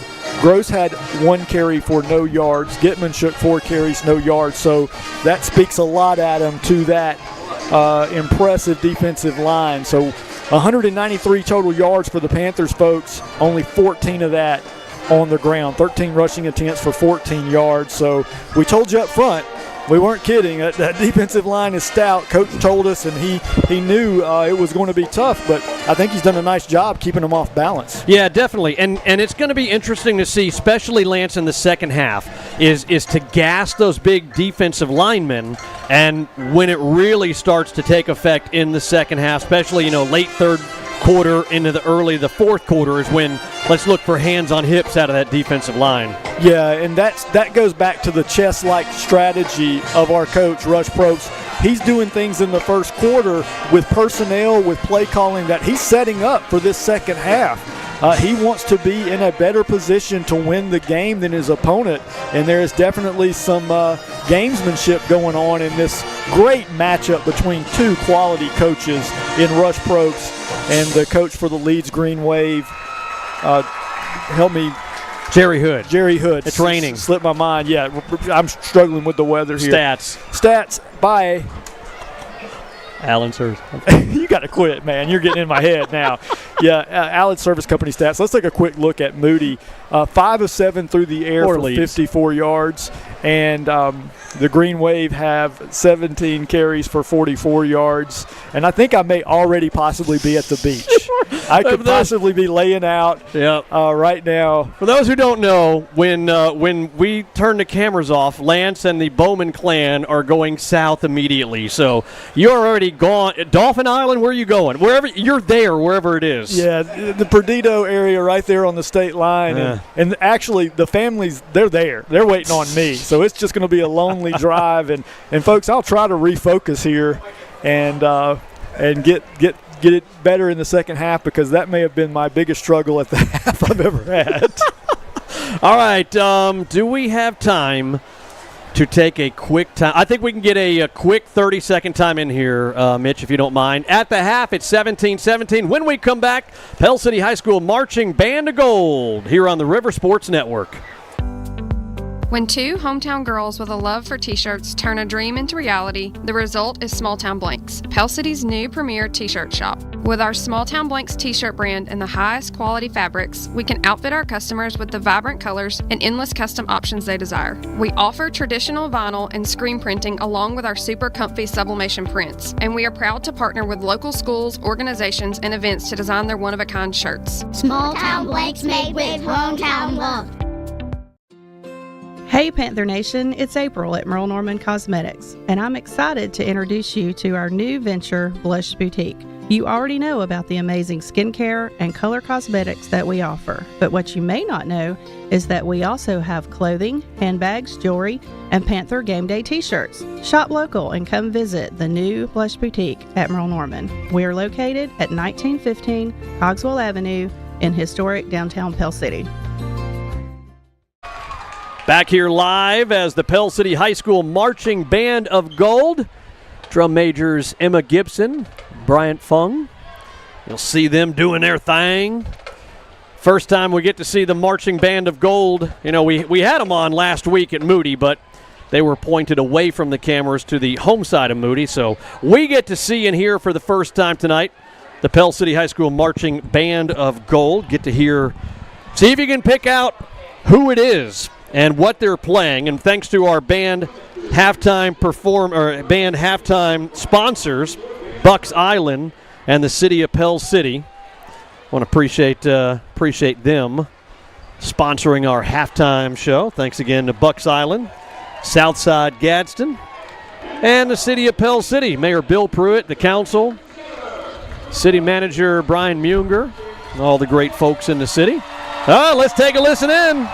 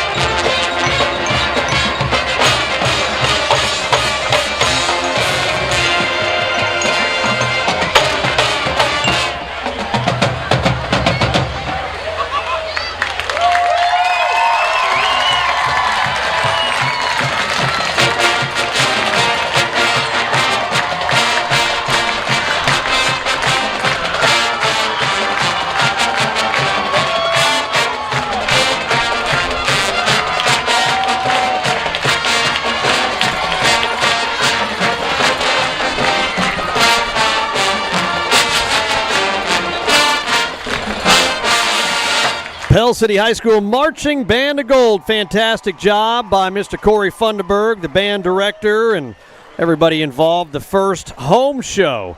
And from what I understand, there's more that's going to be added as we go through the course of the season. They want to make sure they get it just right before they unveil more stuff in the halftime show. But a little Metallica out of the Pell City High School Marching Band of Gold. The rain coming down hard once again. Both teams making their way into the end zones. We are about 3 minutes away from kicking off the second half here at Pete Rich Stadium. Alumni night. It is standing room only here at Pell City High School and Pete Rich Stadium. Fantastic crowd. It is Pell City 17 and Leeds 17 here at the half on the River Sports Network.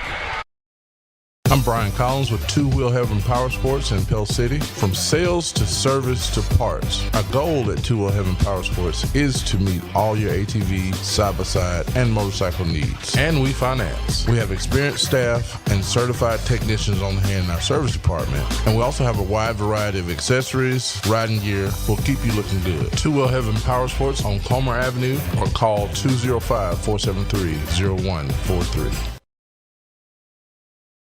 Hillgrove Funeral Home, since 1908, providing families with exceptional, compassionate care, where they believe that funerals and memorial services should be as unique as the individuals they honor. From traditional services to the celebration of life, pre-planning services, add a very personal touch with the life story, and so much more. See Mitch Barty and the staff at Hillgrove Funeral Home or call 205-338-3341. Are you tired of waiting days or even weeks to see your doctor? Introducing Elixir Health, where quality healthcare meets convenience. We believe everyone deserves personalized attention and timely medical care. From preventative care to chronic disease management, we offer a wide range of services including hormone replacement therapy, IV infusions, weight loss, and DOT physicals. Join the growing number of satisfied patients who have chosen Elixir Health. Your healthier future starts here. It's game day, and from all of us at Bucks Island, from the Loft Tackle Store, from the team in service, from the team in parts, from the sales team, from the Bucks Island family, good luck and go get 'em, boys. Treating our customers the way we want to be treated since 1948. BucksIsland.com or call 1-800-I'm-READY. Let our team help you win on the water. Back here live as the rain is coming down at the half. We're tied at 17 apiece here on the River Sports Network. Adam Stocks along with Lance Bowman on color commentating. You got Lance Bell, the Senator, our sideline reporter. Oh, you got no wet weather gear down there, man. Zero, he indicates to us. We got Therese Mashburn, Scott Elliott on the cameras, Mitch Miller producing for us tonight, Alan Rowan, David Birmingham doing some stats for us, and everybody back in the truck. We appreciate them working too. They're nice and dry. Adam, pregame, we talked about how we thought this might go as far as score. You had it as a pick'em. I gave Pell City the 1-point favorite. You're right there, man. You got a tie score. Let's see if Pell City can clean up some of the mistakes that Coach Probst talked to Lance Bell about going into the break. And let's get this first home win, 17-7. Hang around. This one looks like it's going to go the full 12 rounds. Yeah, we got a whole – you see Coach looking up here in the press box. Just to the left of us is where our home coaches are. So they got the headsets on. I think 14 assistant coaches, if memory serves correct. Look at my shipmate, John Costello right there, former Navy guy. A lot of folks know Coach Costello, the PE coach at Eden Elementary up here in the press box. All right, here we go. So the Leeds Green Wave, they won the coin toss. They took the ball to start, which means kicking off here in the second half. Pell City, nice running room for Barry. Just hits the hole across the 40, 45. To the 47. You know, Lance, and for those who may not know, on Thursday mornings, Lance and I sit down with Coach Probst, just, broadcasters and the coach, just kind of an off the cuff, just kind of off the record, a lot of stuff. And one of the things he talked about was special teams specifically. Quit tap dancing, look for a hole, hit it. If it's there, it's there. If not, then, hit it anyway. I've always been a fan of the mentality of just hit it 100 miles an hour and hope the crease opens up. It's tough. You got guys flying down the field at you. Nobody better than L.J. Berry, though, when he gets into open space, does a nice job there. Great return, short field at the 47-yard line. There's the give to Strong. Strong lowering his head, running Strong into Leeds territory as the Pio goes 8 yards downfield to the 45. Nice opening second half run for Strong. Strong is the type of player, if he makes a play, it just charges him up, and he'll sometimes rip off 3 or 4 right after one another when he gets going. 2nd down and 2. Gitman Shook in the shotgun. Strong split to the right of him. There is the give to Strong. That's enough for a first down. Slung down at the 42-yard line. That is a THM electrical first down. Yeah, nice job by Strong. Those first 2 carries, he's going to take it in for the first down. Now he's going to get a breather. We'll have Landon Strong check out and Marquise Bedford check in. And I think, Adam, you want to see a rested Bedford kind of take this game over in the second half. Yeah, we got to be careful of the wet ball, too. I mean, all these footballs are going to be wet. There is the give to Bedford. He's down to the 40-yard line before he stops. No, they say the 41. That's just a 1-yard gain. Hey, I want to remind everybody we've got lots of football you can watch and listen to every Friday night here on the River and the River Sports Network. Pell City right here, every game, home and away, all 10. You can watch them live on Friday nights. That is on the River's main Facebook page, which is 94.1 FM The River. You can also watch it on YouTube if you're a YouTuber. Subscribe to our YouTube channel. That is also 94.1 FM The River. They're on simultaneously right now. St. Clair County Saints are part of the River Sports Network as Bedford trying to find something over on that right side. Nothing there. No gain, 3rd down and 10. I was mentioning St. Clair County Saints. They're at corner. We're doing all 10 games of the Saints and Coach Tyler Robinson. And we've shared that one on the River's main page. Also, you can watch that one, St. Clair County Saints, on the River Sports Network. And a 3rd team, Etowah Blue Devils. We've got the audio for Etowah Blue Devils. They're at home taking on Fort Payne tonight. Again, you can go to the River's main Facebook page. All 3 of the games are up there right now. I may have to scroll a little bit, but you can find them. Gitman Shook on 3rd down. Receiver open. Hard hit. That is enough for a first down to the 30-yard line. Ethan Everett doing a great job hanging on, holding onto that left shoulder after the hit. Yeah, great job by Gitman Shook. And then even a better job by Everett. He's going to come across the middle, and we know what that means. Anytime you're catching a pass, that can happen. That's a great clean shot by the Leeds defender. Nice job by Everett shaking it off and getting back up, 1st and 10. THM electrical first down. Patiently looking for some running room is Bedford inside the 25. The pile continues. That's an 8-9 yard gain right there. 9-10 as the clock rolls here in this 3rd quarter. We're knotted at 17.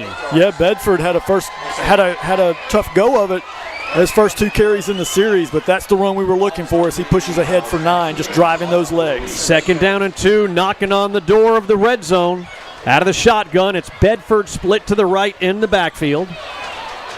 That is the give to Bedford. That's inside the 20, first down to the 19. So a THM electrical first down. Yeah, and Adam, part of Coach Probst's strategy is to set his team up for the second half. And a lot of those play calls in the first half were to get us to where we are right now, where he felt like his guys could have the advantage in terms of how they feel in the 3rd quarter physically, and we're seeing that in this drive.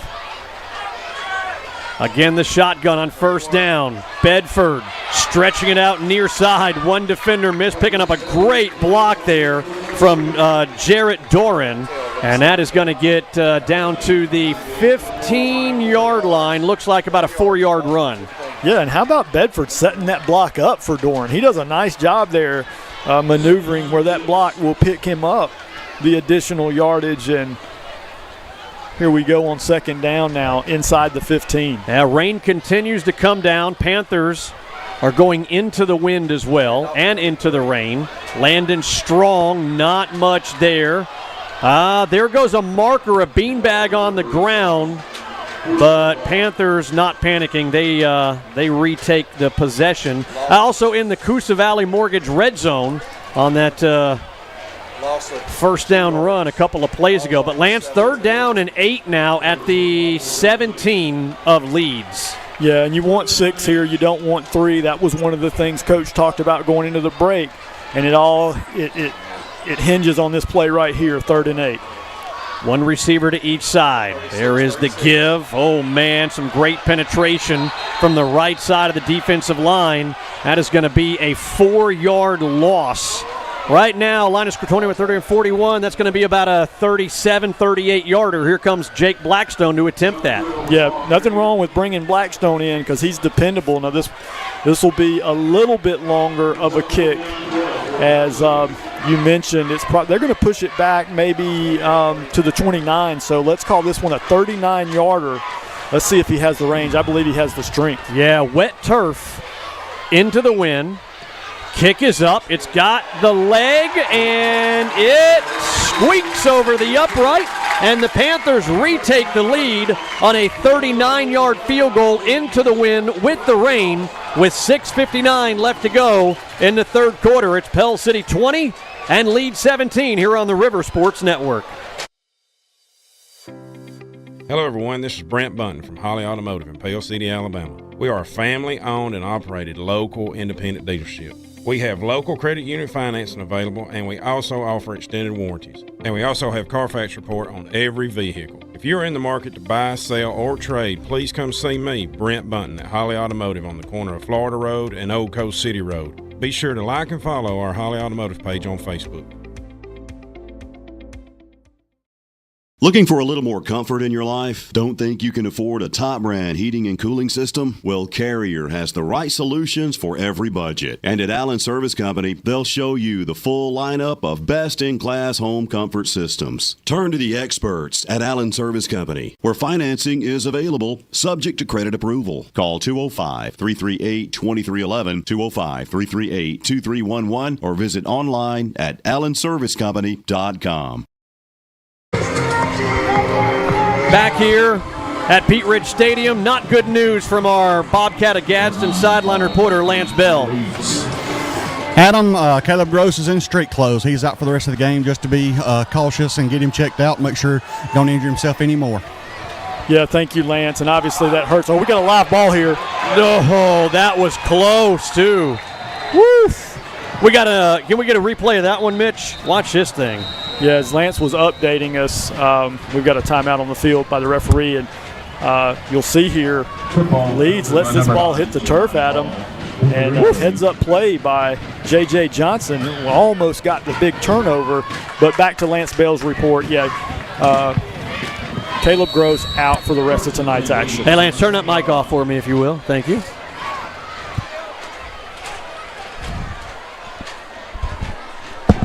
So they recover at the 20-yard line. Thank you. Thank you. Thank you. You can keep holding it if you want. Some late substitutions. Leeds trying to catch too many players on the field for Pell City. They get them off in time. Ooh, bouncing left side.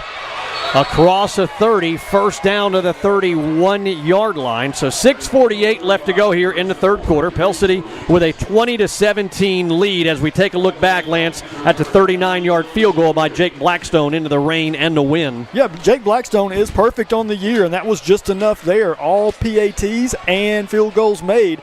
Thank you, Mitch, for that Holly Automotive scoring drive replay. Panthers up 2017. Change move. Clock back in motion at 6:35. Looking to throw deep far side. Barry right there with some coverage. Ball is caught, but he is out of bounds. We got an ISO shot on that by any chance? We could take the wide shot again. Watch Barry with this really, really good coverage. Yeah, Barry's just on his game tonight. You know, there's no separation from the receiver. He's got perfect position, forces him to the outside, and that's a catch. But you know what? Doesn't count when you're out of bounds.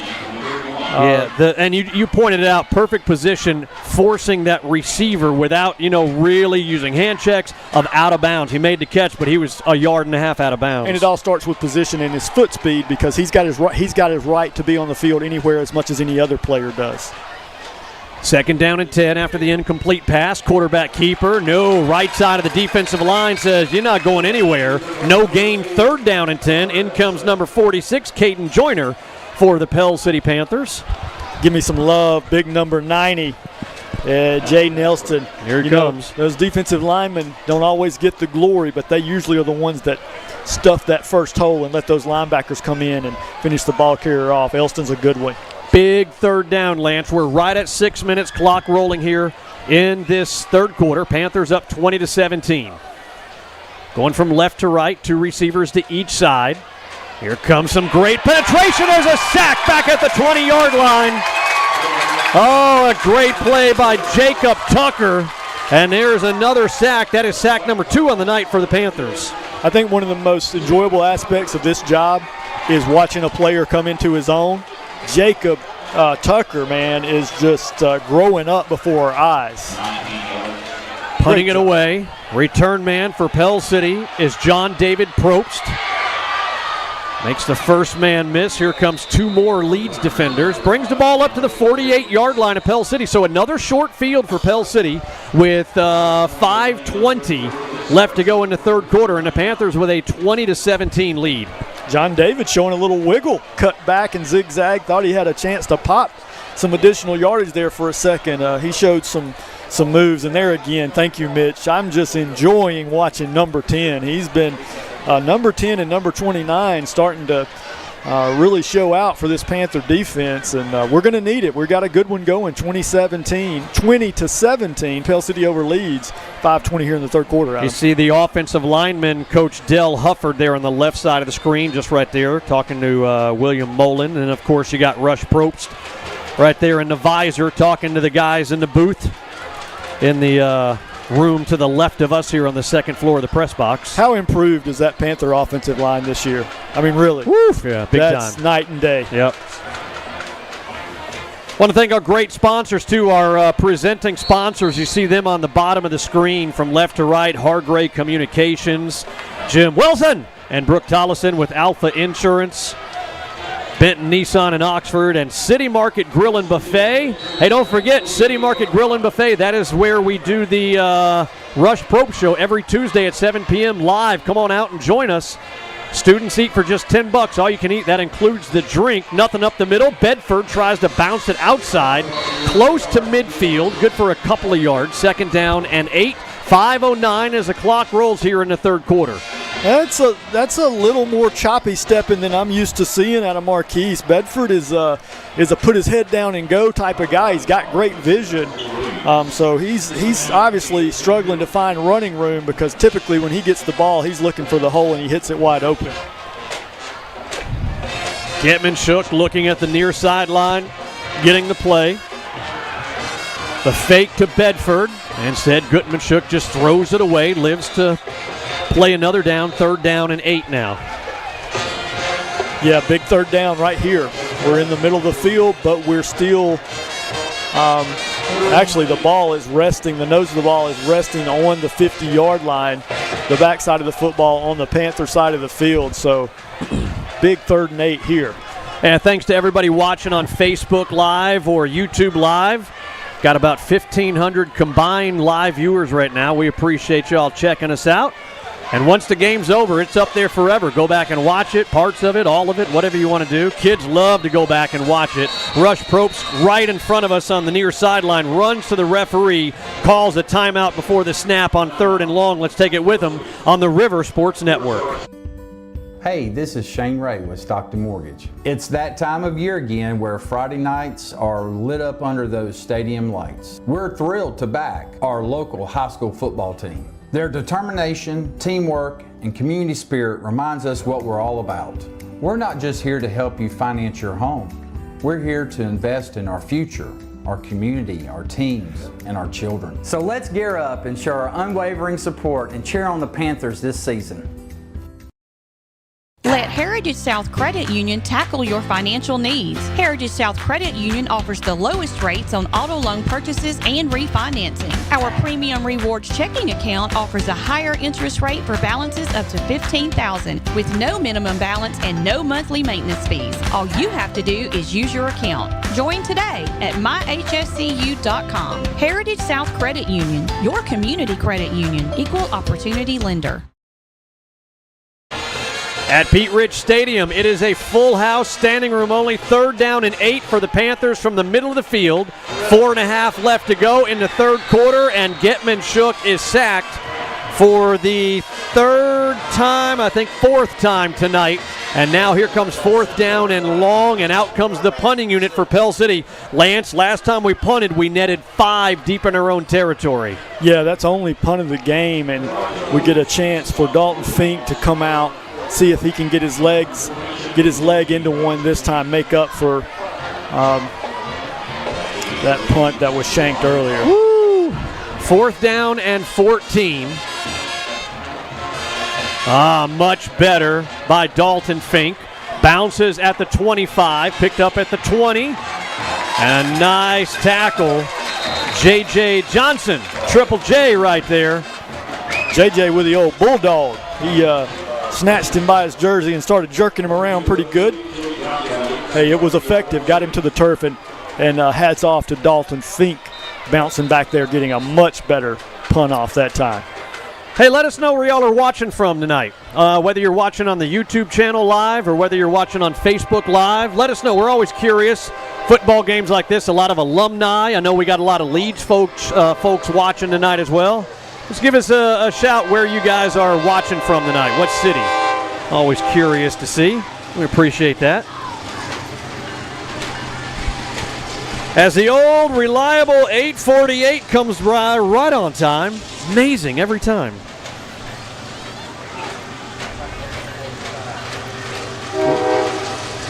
Yeah, let us know what city you guys are watching from out there.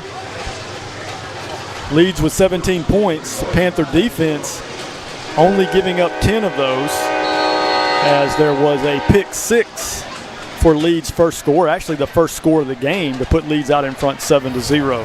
Panther defense been tough. What you got, Lance? We on there? Yes.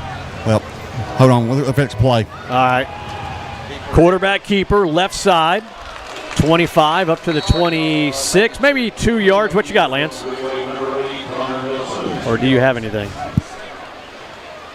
No? Okay. All right. 3.5 left to go. Sean Boyle with the tackle there for the Panthers on defense, a 2-yard gain. Clock rolls in this third quarter, down to 3:20 now. Panthers with a 20-17 lead.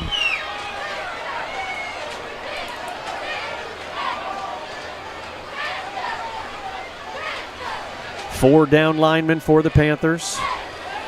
One backs out. Now there's 3. There's a throw far side and trying to run before the catch. That one's going to be incomplete. 3rd down and long right there for the Panthers.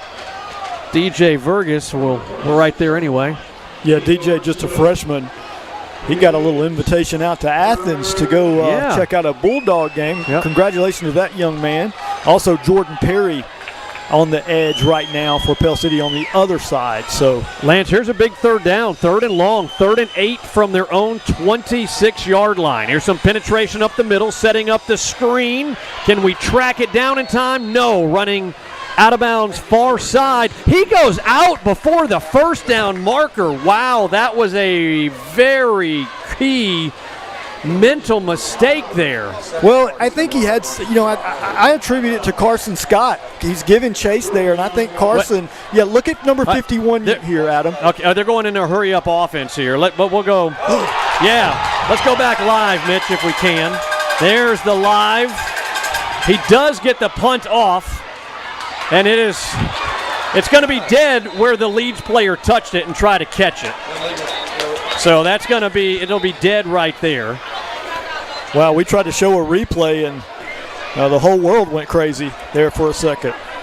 I think it's going to be possibly illegal touching by the Green Wave. That would be my first guess. Yeah, you see Coach Probst talking with the referees. They're going to hammer it all out here. I think this I think this bodes very well for Pell City. Absolutely.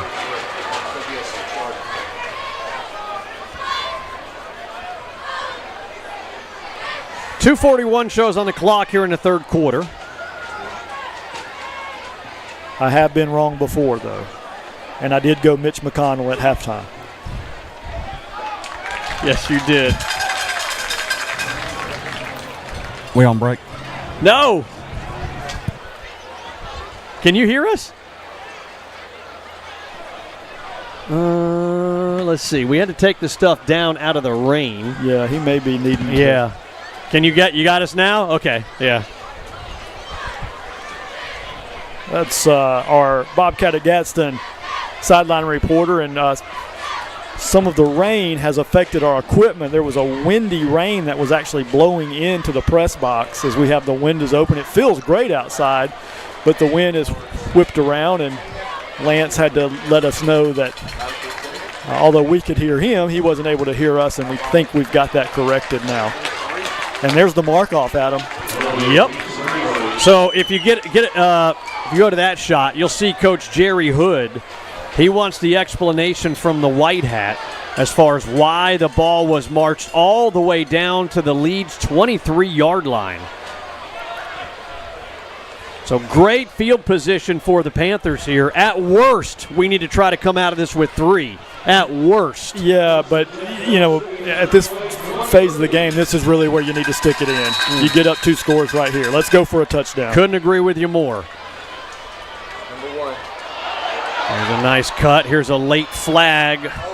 Bedford, maybe a yard, but here's a flag, and it comes out of the backfield. That's usually not good for the offense. No, that's typically in the area of a hold. We'll wait for the white hat. And I know it went against Pell City. I believe it was holding. Yeah, holding. That's going to back us up 10, and that's not how you want to start that drive. You've got the best starting field position of the night. And, well, I take that back. I guess it was better when we got the interception return. But quality field position, that's going to back it up to about the 38-yard line. It will now be 1st and 20. 2:32 left to go here in this third quarter. Clock goes back in motion. Panthers up 20-17. On first, make that, first down and close to 20. Bouncing near side, Bedford. Inside to 30, close to the 25-yard line. Still about a yard or 2 short of the original line of scrimmage, but ate up a lot of turf right there, number 1 did. Yeah, and Jarrett Doran again blocking downfield. Watch number 23. Once he breaks outside, see 23? Yeah. Great job. You got to be careful there. Yeah, he drove him all the way out of bounds, and nice job reading the block by number 1, Marquise Bedford. 2nd down and 12, about a 7-yard gain right there. Clock at 1:50 as it rolls here. Panthers hanging on to the 20-17 lead. Just a light mist coming down. Bedford up the middle. And the forward momentum stops right at the 20-yard line. And so let's go ahead and call it entering the Coosa Valley Mortgage red zone on 3rd down and 6.5.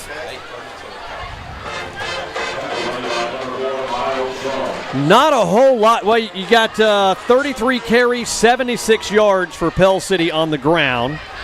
Well, hold on. Let me correct myself. 26 carries for 45 yards on the ground for Pell City. 26 carries, 45 yards, 190 through the air. So that's a total of 235 for the Panthers. Our stats brought to you by Allen Service Company. On 3rd down and long, complete to Bedford, spin. Trying to get some yardage to get to the 1st down marker, but going to be several yards short. It's 4th down and 3, maybe 4, Lance? You got to go. You got to go here, in my opinion. Obviously, it's up to Coach Probst. Up by 3. And I think because, what if, you go from a 3-point lead to a 6-point lead, I completely support the decision to go and at least try to draw them off sides. Yeah, because it is 4th and about 3.5. With 23 seconds left to go. We do have to take a snap before we go to the 3rd quarter, make that 4th quarter. Play clock down to 3. Are going to go for it. There's a pass up, and it is going to be incomplete. He was looking for Zach Duncan coming from left to right, but incomplete And we walk out of that with great field position to start the drive. We get a hold backing us up 10 yards, and now we give it back to them inside their own 20. Yeah, and I still support the call, even though it didn't go our way. I think that's just a time of the game with the margin being 3 points that you get so much more if you can get that 2-score lead as opposed to just a field goal attempt. Now, you trust Jake Blackstone. He's been perfect on the year, but I think you also trust your defense here. 10.8 left to go, third quarter. Panthers with a 20-17 lead. 2 receivers to each side. Here comes one in motion. One behind the quarterback. There's a throw, middle of the field. It's going to be enough for a first down up to the 29, 30-yard line. That's a gain of 12. And that's going to be the end of the third quarter. So as we swap sides of the field, Pell City 20, Leeds 17 here on the River Sports Network. Looking to break free with internet that will not hold you back? Only Hargray offers the fastest internet in town with unlimited data as well as local service and tech support. Try Hargray stress-free with no contracts and a 30-day money-back guarantee. If you want speed, reliability, and great value, call 205-350-9885. Go to hargray.com for more and switch to Hargray today. Fields Gossett Realty is your local full-service real estate agency and has been a proud sponsor of Panther Athletics for over 40 years. And at Fields Gossett, helping you with all your property needs and giving back to the community is our winning combination. For more info, visit fieldsgossett.com for listings, agents, and tips for buying and selling. Fields Gossett, your community partner in the real estate business. I'm Ashley Green with the Ash Agency, an independent insurance agency in Cropwell. With over 20 years' experience in risk management, we are partners with the industry's top-rated companies, providing you with quality products, excellent service, and guaranteed value in home, auto, boat, recreational vehicles, small commercial, workers' compensation, and more. Call 205-900-2740 for your quote today, or visit theashagency.com, an independent insurance agency. Quotes don't cost a dime, just a little of your time. You see the student section. It looks kind of weird. Student section, cheerleaders, band, all to the right side now at Pete Rich Stadium, giving them some more room on first down and 10. Quick screen pass to the wide receiver far side. Jets across the 35 up to the 37-yard line, 7-yard gain. Adam, we've moved into the final period. Panthers have a 3-point lead. What do you expect here? What are you looking for here in the fourth quarter? Woof. You know, how much energy does that defensive line have? We talked about that specifically for the Leeds Green Wave, which has wreaked havoc all night long. 3 sacks for them on Gitman-Shook. Gitman-Shook's got to make some plays. With Caleb Gross out of the ballgame in street clothes, Gitman-Shook's got to make some plays with his arms, I think, his arm in this fourth quarter as well. Yeah, Caleb, if you're just joining us, Caleb Gross was doing his thing, had a big pass across the middle, took it down to the goal line, then ran it in from the 2, from the Wildcat or Wing T formation, and then a short time later he was injured. Hopefully nothing too serious, but the coaches made a decision at the half not to bring him back. And Panthers without his services. 2017, and Adam, we got a 3rd and short right here. 3rd down and 1. The ball at the 39. Tight formation, just one receiver split to the short side up top. Quarterback keeper, and he's going to get across the 40 to the 41. They needed 1, they got 2. Clock will stop at 10:39 left to go in the ball game until the chains move. Pell City with a 20-17 lead. A lot of substituting by the Panthers along that front, trying to keep those down linemen and linebackers fresh on a new set of downs.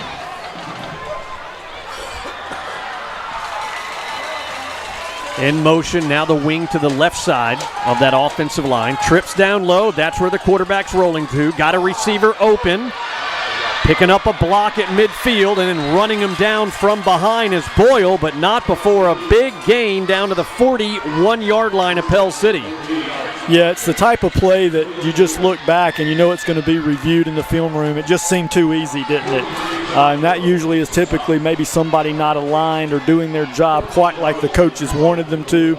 A lot of animated coaches there after that play. 1st and 10. Green Wave now on the Panther side of the field. 18-yard gain there for the Green Wave on that throw. A little reverse action, far side. Panther can't run it down. 1st down inside the 20 before L.J. Berry drives him out of bounds at the 18-yard line. Big chunks taken out right here the last few plays. Yeah, that was a big one. It looked for a second like 26. Verges may have a shot at the ball carrier, maybe needed to even leave his feet. Began to stumble and just couldn't quite track him down. He gets the corner and gets another big gain. 9:47 left to go in the ball game. Panthers hanging on to a 20-17 lead. Inside the 15, down to the 13-yard line. That one good for 6 yards. Yeah, now you just need, our guys seem like they're the ones that are possibly a little tired. The Leeds front trying to assert its will, and as Leeds gets into the red zone, Adam, now you're hoping the Panther defense can stand up and force a field goal attempt. Boyle's helmet comes off, so he has to come off. Trey Kuziaski, 34, comes into the play, one of the two Kuziaski boys. 9:10 left to go in the ball game.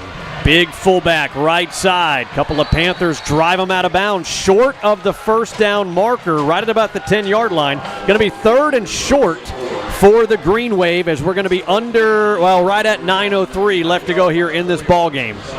Yeah, lots of time here. Pell City nursing just a minimal 3-point lead. Leeds driving, and this is a big 3rd down play right here. Yeah, I don't even think they need a full yard, maybe 3/4 of a yard. 3rd and short, just inside the 10. Quarterback keeper, 1st down. Going to be 1st down, goal to go. Jordan Woods with a tackle on defense for Pell City. Yeah, 1st down and goal from the 6, so they're going to get some real good cracks at it here. That's the kind of down and distance or goal-to-goal distance that you pretty much can run anything in the playbook. Best we can hope for here right on 1st down is somebody make a big play for Pell City, force a turnover. 8:45 on the clock left to go in this ball game. As it rolls, Panthers with a 3-point lead, 20-17. 1st down, goal to go. Ball is at the 5.5-yard line. Out of the shotgun, again, the quarterback keeper, left side. He's going to go in untouched. So the 5-yard touchdown run on the QB keeper gives the Leeds Green Wave the lead once again. Yeah, Jerry Hood and his offensive line just really kind of seized control right there in that particular drive. One of their most outstanding drives of the night in terms of the way they just pounded it on us. And this Pell City defense for the first time tonight looked tired. Extra point, not pretty, and it does split the uprights though. 8:27 left to go here in the ball game. Panthers down 24-20. 24-20 on the River Sports Network.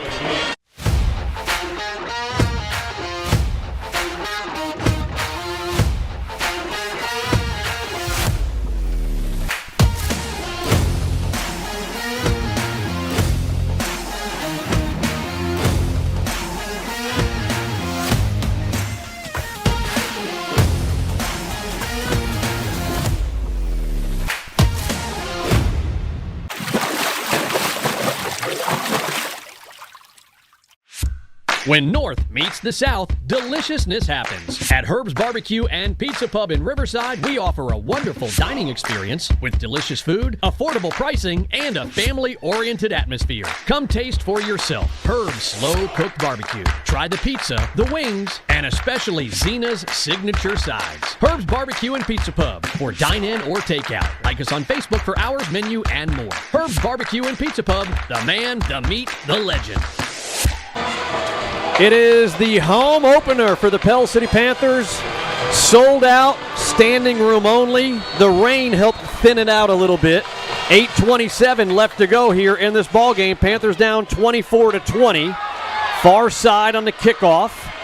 Panthers take it across a 35 up to the 37-yard line. That's where they'll take over. We were talking as we went into the fourth quarter. Panthers are down now 24-20. They were up by 3 at that point. But Getmanchuk has to make some plays here in the last 8:22 with his arm. to get Pell City back on top. Yeah, also want to jump back to that drive attempt where I wanted Pell City to go for a touchdown instead of a field goal, because as you see, that field goal would still have us behind had we opted to go for the field goal. But that's neither here nor there. Right now we need somebody on this offense to step up and make a play for Pell City. 1st and 10 from our own 38. Gitman shook. Oh, no. Oh, that one is going to be going the other way. That's a 35-yard INT. Going for 6. The linebacker just throws his paw up there, brings it in, and it was nothing but clear sailing the rest of the way. Yeah, you see he's on the far hash, Adam, and he's trying to chunk that thing. That's about 35 yards, folks, and Gitman shook and the far hash coming across the field just did not have enough on that one. Defender does just enough to break on it, tip it up in the air to himself, and he's going to race in for the second pick 6 of the Green Wave tonight, and that one could be tough to overcome. PAT is up, and this one is no good, so it remains a 10-point lead. Catastrophic plays. That's the 2 words that Rush Probst used with us yesterday when Lance and I sat down with him for about an hour and a half. He said we have to avoid catastrophic plays. Going back to the Moody game, the fumble by Gross inside of Moody's 10, scoop and score, that's a 14-point swing right there. And then, as you just mentioned, 2 INT pick sixes. Well, really, and if you take it in with the poor punt we had in the first half, Leeds has 30 points, and you can make a strong point that we've helped them with about 17 of those points. And that's not something you want to do with a good Jerry Hood coach Leeds team.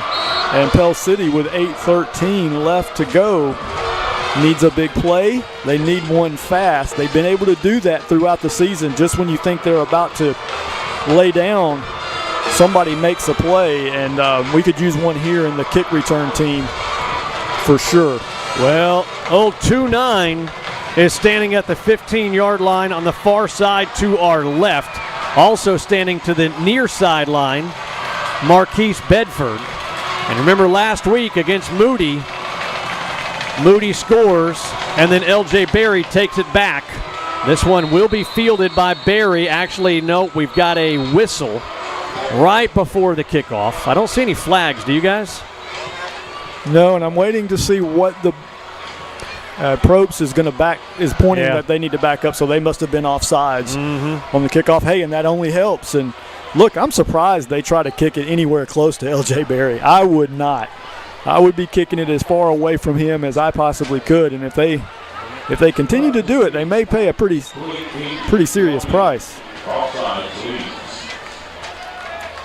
The Green Wave backing up 5 yards. Now they'll kick it from their own 35. 8:13 left to go here in this ball game. Panthers down 30-20. Both teams looking for their first win of the season. Woo! Panthers got a tough one next week here at Pete Rich Stadium. You want to see some SEC talent, y'all? Come on out. Clay Chalkville coming into town next week. Adam, with this penalty and where we're standing, our deep men, this is let's capitalize right here, guys. Let's capitalize right here.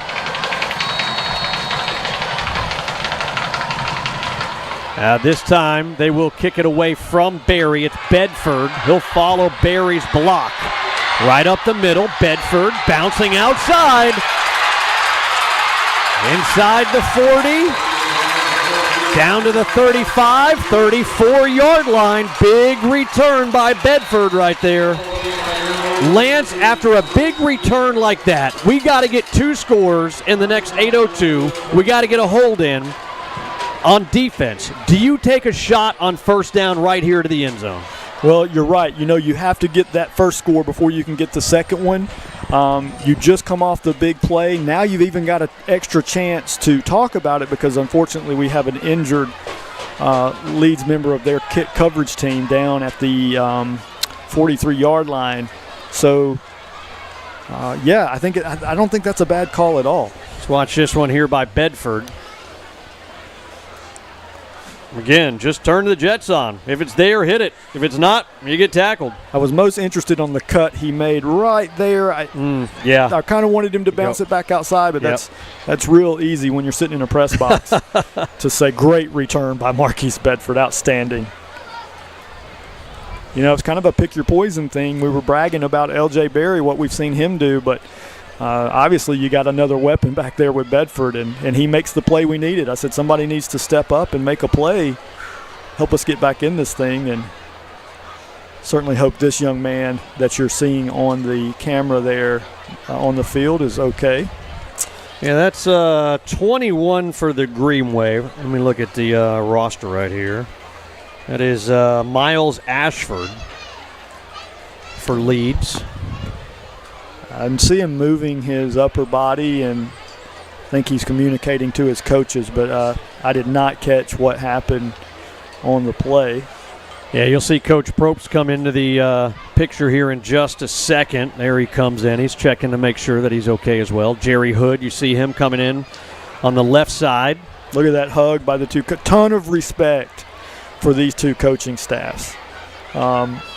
It starts at the top with Probst and Jerry Hood, and very clean played game tonight. Very a lot of sportsmanship. Haven't seen anything. We had one Panther that gave a shove, and great to see that young man get to his feet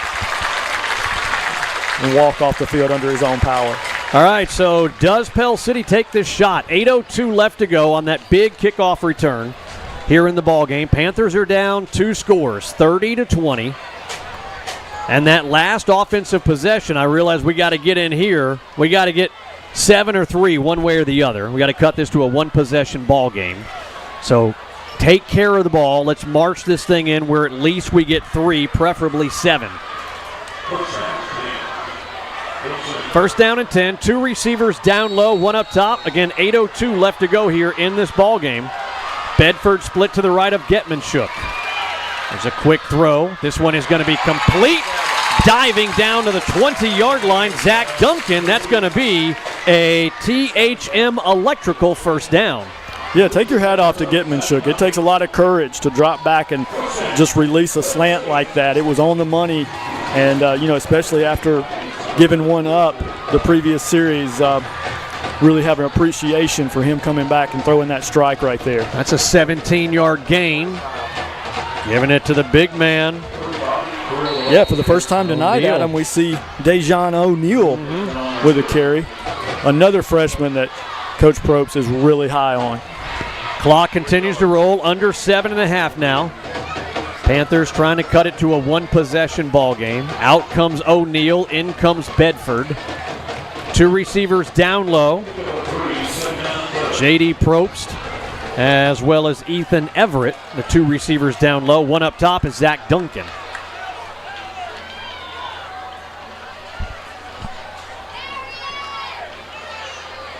Getmanshuk under some pressure. He's going to be brought down. Another sack for the defensive line of the Leeds Green Wave. Sack number 5 for Leeds, and this one, as the clock rolls at 6:50, brings up 3rd down and long, 3rd and close to 20. Sometimes when a sack is given up, it's obvious it's your offensive line. Sometimes it's your quarterback trying to buy too much time. That one was right on the line, Adam. I mean, they were holding the protection, and Getmanshuk just has to have that clock in his head. You hate to take the sack there. 3rd down and 19. Let's try to get a little bit of that back. Yep, let's see what happens. Getmanshuk in the shotgun. Bedford split to the right of him. Oh, the ball is snapped. And woof, thank goodness we've got a whistle right before the snap where Getmanshuk and Bedford both were not looking or expecting the ball. No, to the point where even after it sailed over their heads, they didn't even turn for it. That would have been another catastrophic play. Thankfully, our coaching staff caught it, and 3rd and 19 here. Let's take a timeout. 6:13 left to go. 3rd and long when we come back here on the River Sports Network. This is Sheriff Billy J. Murray. I hope that you have a safe and successful school year. You will see the St. Clair County Sheriff's Office school resource officers throughout the schools protecting the safety of students, faculty, and visitors. You will also see us in the stands cheering you on. As always, law enforcement will be here supporting you. St. Clair County Sheriff's Office proudly supporting athletics and academics. At Pete Rich Stadium, an hour and a half before kickoff, there was already about 50 people in the stands. An hour before kickoff, there were several hundred. Half an hour, it was about 80% full. At kickoff, it was standing room only. The rain has come down for probably at least half of the game. That has thinned the crowd out a little bit. But here's a big third down for the Pell City Panthers. 6:13 left to go in the ball game. Panthers down 30-20. Getman Shook coming off of that sack and loss of about 9 yards. And we've got another timeout on the field. Coach Probst is going to call a timeout. We'll keep it here, Mitch. And Lance, we were talking during the break as far as, we got to come up with some points or at least attempt a field goal. Give Blackstone the opportunity for a makeable field goal to try to cut this down to a one-possession lead with, 6 minutes or so left to go. Yeah, I don't think it's critical here that you pick up a first down on 3rd and 19. I do think it's critical that you pick up enough yardage to get in Blackstone's range to where he's comfortable. He's been a trustworthy kicker. I don't have a problem with Probst burning these timeouts as we got the train coming through here.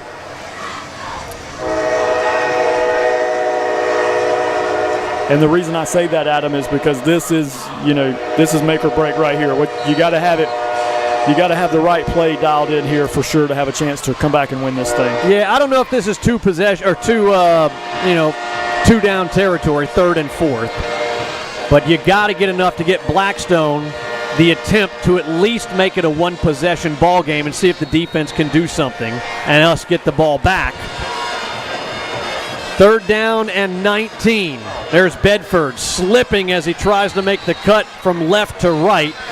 A yard, 27, or 28, 38, 48. That is a 45-yard field goal. Here comes Blackstone. That is right on the cusp of where Coach Probst told us he's comfortable with. Yeah, and obviously, so Coach was thinking just as we were, but unfortunately you would have loved for Bedford to have been able to pick up a few more, maybe 4 or 5 more. This is going to be, and there's not, the wind, that back wind has died down, so there's pretty much very little wind in the stadium. Let's see if he can get into one here. Ethan Everett, the holder. Snap. The kick is up. It's got enough leg. Does it split the uprights? Yes, it does. I see Senator Lance Bell giving the it's good. And that one right there, a 45-yarder, would have been good, probably 50-plus by Jake Blackstone, has cut it to a one-possession ball game. 5:29 left to go in the ball game. It is Leeds 30, Pell City 23 on the River Sports Network. If you're looking for the hottest fashion trends, then shop Celeste Heavenly Boutique in Pell City, where you will find the latest styles for women, juniors, infants, and toddlers. And Celeste has great gift ideas for every occasion: jewelry and accessories, candles, household items, pet products, and more. New arrivals daily with shipping and free gift wrap available. Celeste Heavenly Boutique, a boutique for all generations. Awesome, that last drive. Hey, here we are. Yeah, we were just talking during the break, and that last drive, Leeds, they just, like a hot knife through butter. 10, 15, 20-yard chunks. Defense has to stop them. 5:29 left to go. Let's take a look at that 45-yard field goal right here by Blackstone. Blackstone gets into it, Adam. That's a beauty. 45 yards. You said it. It would have been good from 50, and Jake Blackstone is perfect on all his kicks. Thank you, Mitch, for our Holly Automotive scoring drive replay. You see the TOL left on that scoreboard. Timeouts left by Pell City, 0. There's Blackstone kicking off, return man, 4-yard line, near side. Tries to make a cut, couple of Panthers right there. That is going to be a minimal gain. Great tackle there by Pell City, Stephon McGraw. Yeah, Caden Sawyer doing a nice job there. Nope, that's 23, isn't it? I think we messed up on that one. I'm sorry, Lance. No, you're good. Caden Sawyer, 27, and number 23, Jarrett Doran, on that job there, the special teams coverage job, and hats off to those guys. 5:23 on the clock in the ball game. So the Pell City Panthers with no timeouts, down 30-23. Late defender coming on the field for Pell City. Quarterback keeper. That one is about a 3-yard gain up to the 21-yard line. Again, want to say hello to everybody that's watching and listening on the River Sports Network. 3 teams that we cover this season. Pell City, all their games, home and away. St. Clair County, all their games home and away, and Etowah, audio home and away. You can watch all of them on the River Sports Network and the River's main page. Almost 30,000 followers on our Facebook page. Just go 94.1 FM The River on Facebook. If you prefer YouTube, if you're a YouTuber, you can go to our YouTube channel. And that is 94.1 FM The River as well. You can watch it there. Make sure you subscribe. I'm trying to figure it out, Adam. I think, did they get us for 12 men on the field? I think so. That late substitution I was talking about was the 12th man. Yeah, so we're gonna start this drive off by. Well, I don't know. I think the referee in the secondary. Take that back. Hold on. I'm confused. Yeah. They're certainly going about it in a different way. So let's see what they ultimately come up with. They haven't moved the ball. They have not moved the ball. All right, now they're moving it. So that was the call. Yeah, I don't know if you could see it on the screen, but the ref that threw the flag out of the secondary on that 12th man for Pell City, he waved it off initially. And so I guess they had some discussions and did realize there were 12 on the field. Yeah, and it was a substitution deal where we already had 11. He thought he needed to be out there. Obviously he didn't, and worst part of that is it's a 15-yard penalty. So takes it out to the 35, and field position critical right now. That's that many more yards. If we hold them, we have to get back to get into the end zone. Field goal does no good now. 4:35, clock rolls. Jerry Hood going to burn as much off as possible, I would think. Play clock. Did we jump? Play clock is at 12. Oh, we're going to get a personal foul against Leeds, wow. I think. Either he is mad at Jerry or he's going to. I thought we were offsides on the far side. Jerry Hood did as well. And you were correct, and so was Jerry Hood. Yeah. Now, when Jerry didn't get the call, he had some things to say. Is it just going to be a warning? It is. Well. So it wasn't a personal foul, anything on Coach along those lines. It was the get back. But, yeah, I thought the left side of our line had crossed the line of scrimmage. Yeah, it was way more than the neutral zone. So, all things considered, Pell City should feel pretty good about themselves right now. 4:05 as the clock rolls in the ball game. Panthers down 30-23.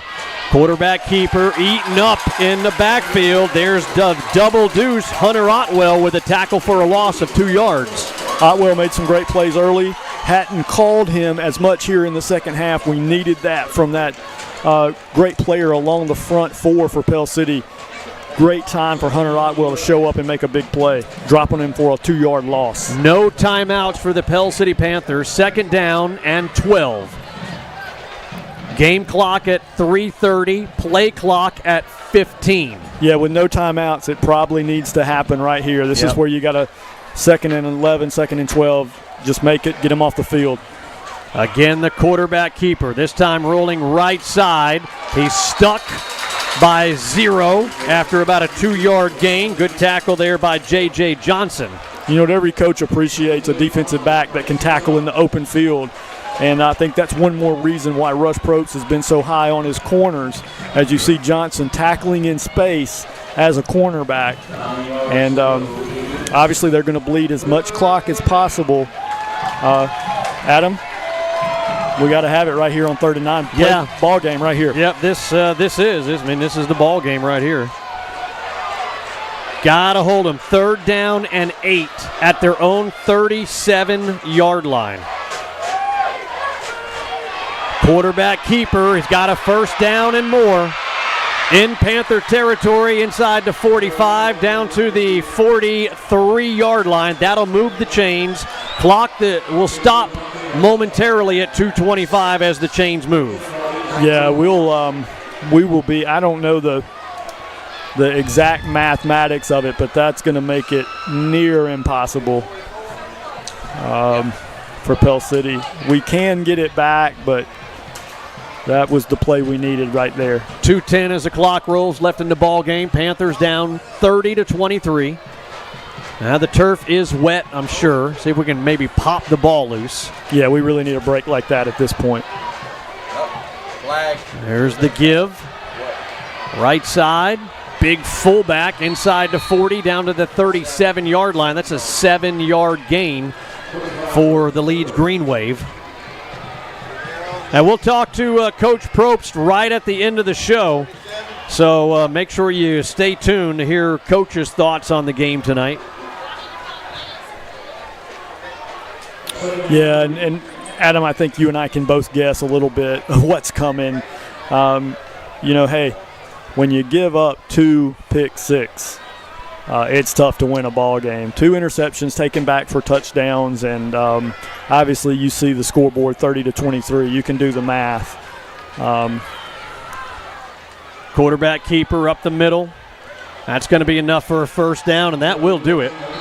They just take another knee or two, and that will do it.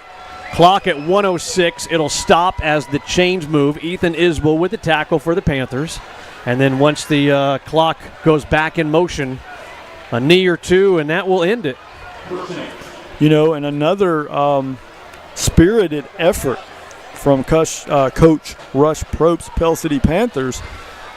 But you're not going to win too many games when you can't eliminate those catastrophic mistakes. And I'm sure they'll go back to the drawing board on that. It wasn't fumbles this time. It was the interception variety. Jerry Hood's going to call a timeout with 40 seconds left to go. He didn't like what he saw out there, didn't want to risk anything. He's got 2 of them left and a 30-23 lead.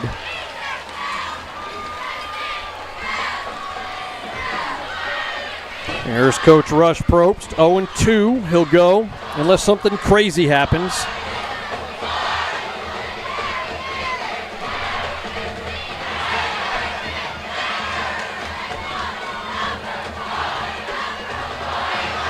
Clay Chalkville coming in next Friday. Woof!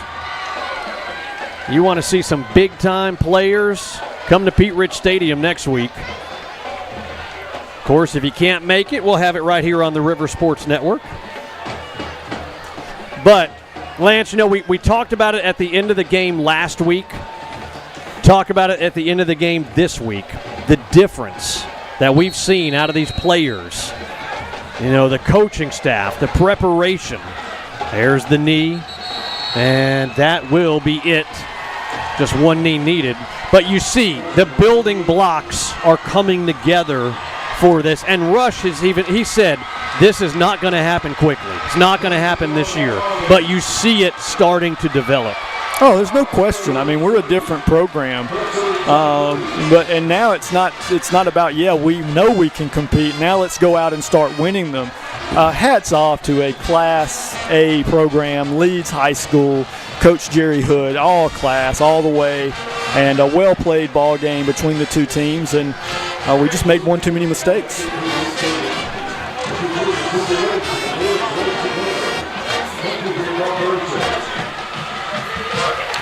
We'll go down to Senator Lance Bell, our Bobcat of Gadsden sideline reporter, and he'll have a word with Coach Probst here in just a second after he congratulates the Leeds Green Wave coaches. Nothing but sportsmanship between these two programs tonight.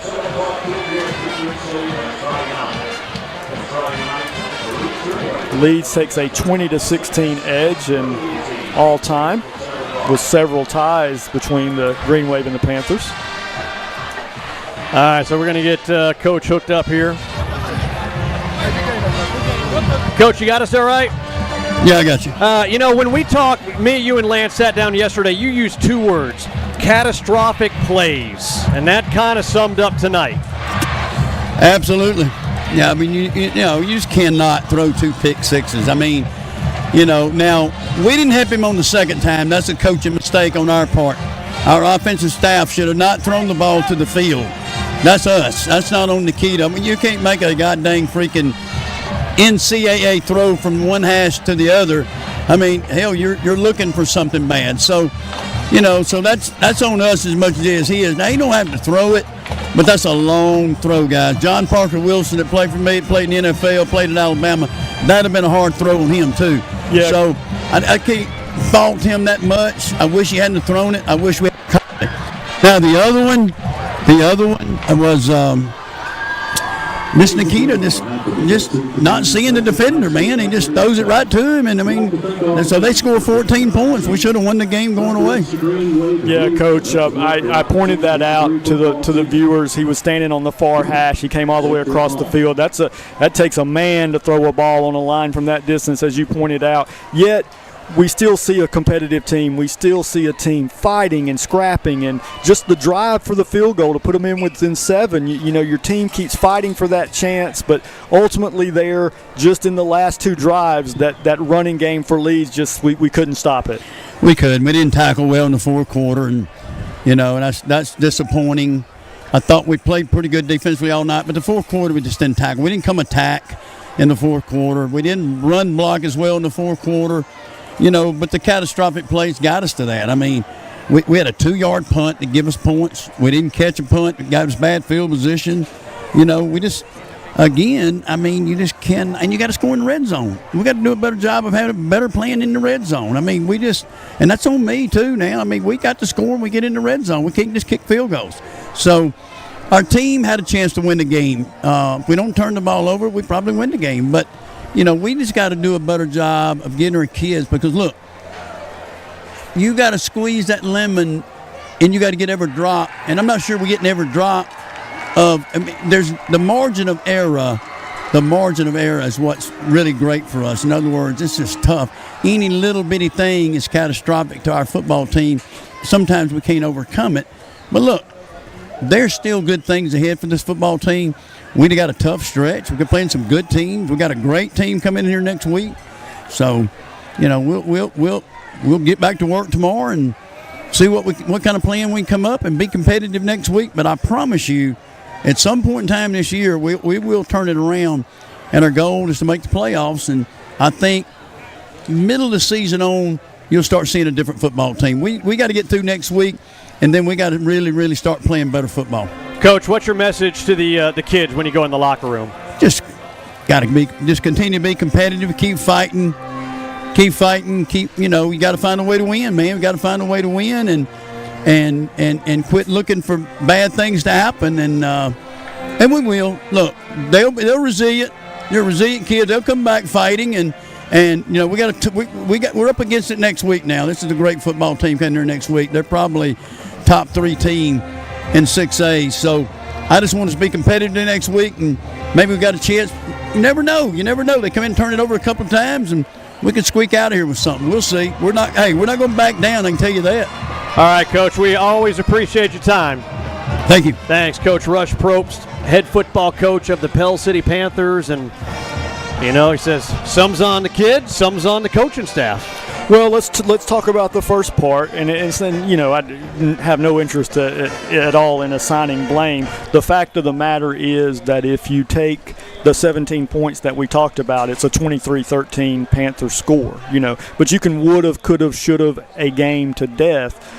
We just know that we put them directly into 2 touchdowns with the interceptions that were returned for touchdowns. The punt led to the field goal, and that's 17 points. And if you take that 17 points down from the scoreboard, that's 23-13, but then that's just part of football. I'm sure Jerry Hood didn't like the pass that his quarterback threw, that LJ did such a fantastic job on returning for almost a touchdown. So, that's football. You don't always get the breaks. It really hurts when you have back-to-back games where your offense and your offensive play and the turnovers has led directly to 3 scores. Yeah, catastrophic. Catastrophic plays. That's what Coach told us yesterday and talked about tonight. And unfortunately, that was the undoing of Pell City. But you see the building blocks coming together. And like Coach said, about the middle of the season, watch what happens with this Panthers squad and over the next couple of years especially. Yeah, don't forget that we were destroyed by Moody last year. We lost to this Leeds team by 28 points last year. Coach doesn't have to defend his team to me. This is a better club. He's got them playing harder, and we've lost by 3 and we've lost by 7. So 1-score games, and we've alluded to all the mistakes that could have even changed those scores. So Pell City's competitive. Real test next week coming in here, though. Yeah, it's they're loaded. All right, let's take a final timeout. When we come back, we will look at our final stats of tonight for the Leeds Green Wave and the Pell City Panthers. Final score, Leeds 30, Pell City 23, here on the River Sports Network. When you're a Win South customer, we're with you all the time. Through the workday, into game day, dinner time, all the time. So now is the time to choose Win South. We're with you. Convenience, security, service. It's what we do. Win South. We own it. Coming Saturday, September 2nd, the biggest end-of-summer party on the lake returns as AmFirst presents live at Logan Martin. See the Black Jacket Symphony perform Saturday Night Fever on the shores of Logan Martin Lake at the Pell City Sports Complex. Brought to you in partnership with the City of Pell City. Proceeds benefit the Center for Education and Performing Arts. Table seating and general admission tickets on sale now at live@loganmartin.com. That's live@loganmartin.com. I'm Ashley Green with the Ash Agency, an independent insurance agency in Cropwell. With over 20 years' experience in risk management, we are partners with the industry's top-rated companies, providing you with quality products, excellent service, and guaranteed value in home, auto, boat, recreational vehicles, small commercial, workers' compensation, and more. Call 205-900-2740 for your quote today, or visit theashagency.com, an independent insurance agency. Quotes don't cost a dime, just a little of your time. The Ark Family Restaurant has been a fixture in St. Clair County for the past 93 years. Starting out on a barge in 1930, the Ark has been in its current location since 1955, bringing you the best U.S. farm-raised catfish anywhere, plus delicious shrimp, steaks, and a whole lot more. Stop by the world-famous Ark Family Restaurant on Highway 78 in Riverside and experience the tradition for yourself. The Ark Family Restaurant, where generations and traditions meet. This is Sheriff Billy J. Murray. I hope that you have a safe and successful school year. You will see the St. Clair County Sheriff's Office school resource officers throughout the schools protecting the safety of students, faculty, and visitors. You will also see us in the stands cheering you on. As always, law enforcement will be here supporting you. St. Clair County Sheriff's Office proudly supporting athletics and academics. I'm State Farm Insurance Agent JP Daly, and along with helping you fully manage your risk, I also want to help you save some money in the process. Come by our office in Pell City and let us assist you with your insurance needs, and we'll do our best to help create some extra dollars. You can also give us a call at 205-525-5525, follow us on Facebook, visit our website, jpdailystatefarmagent.com.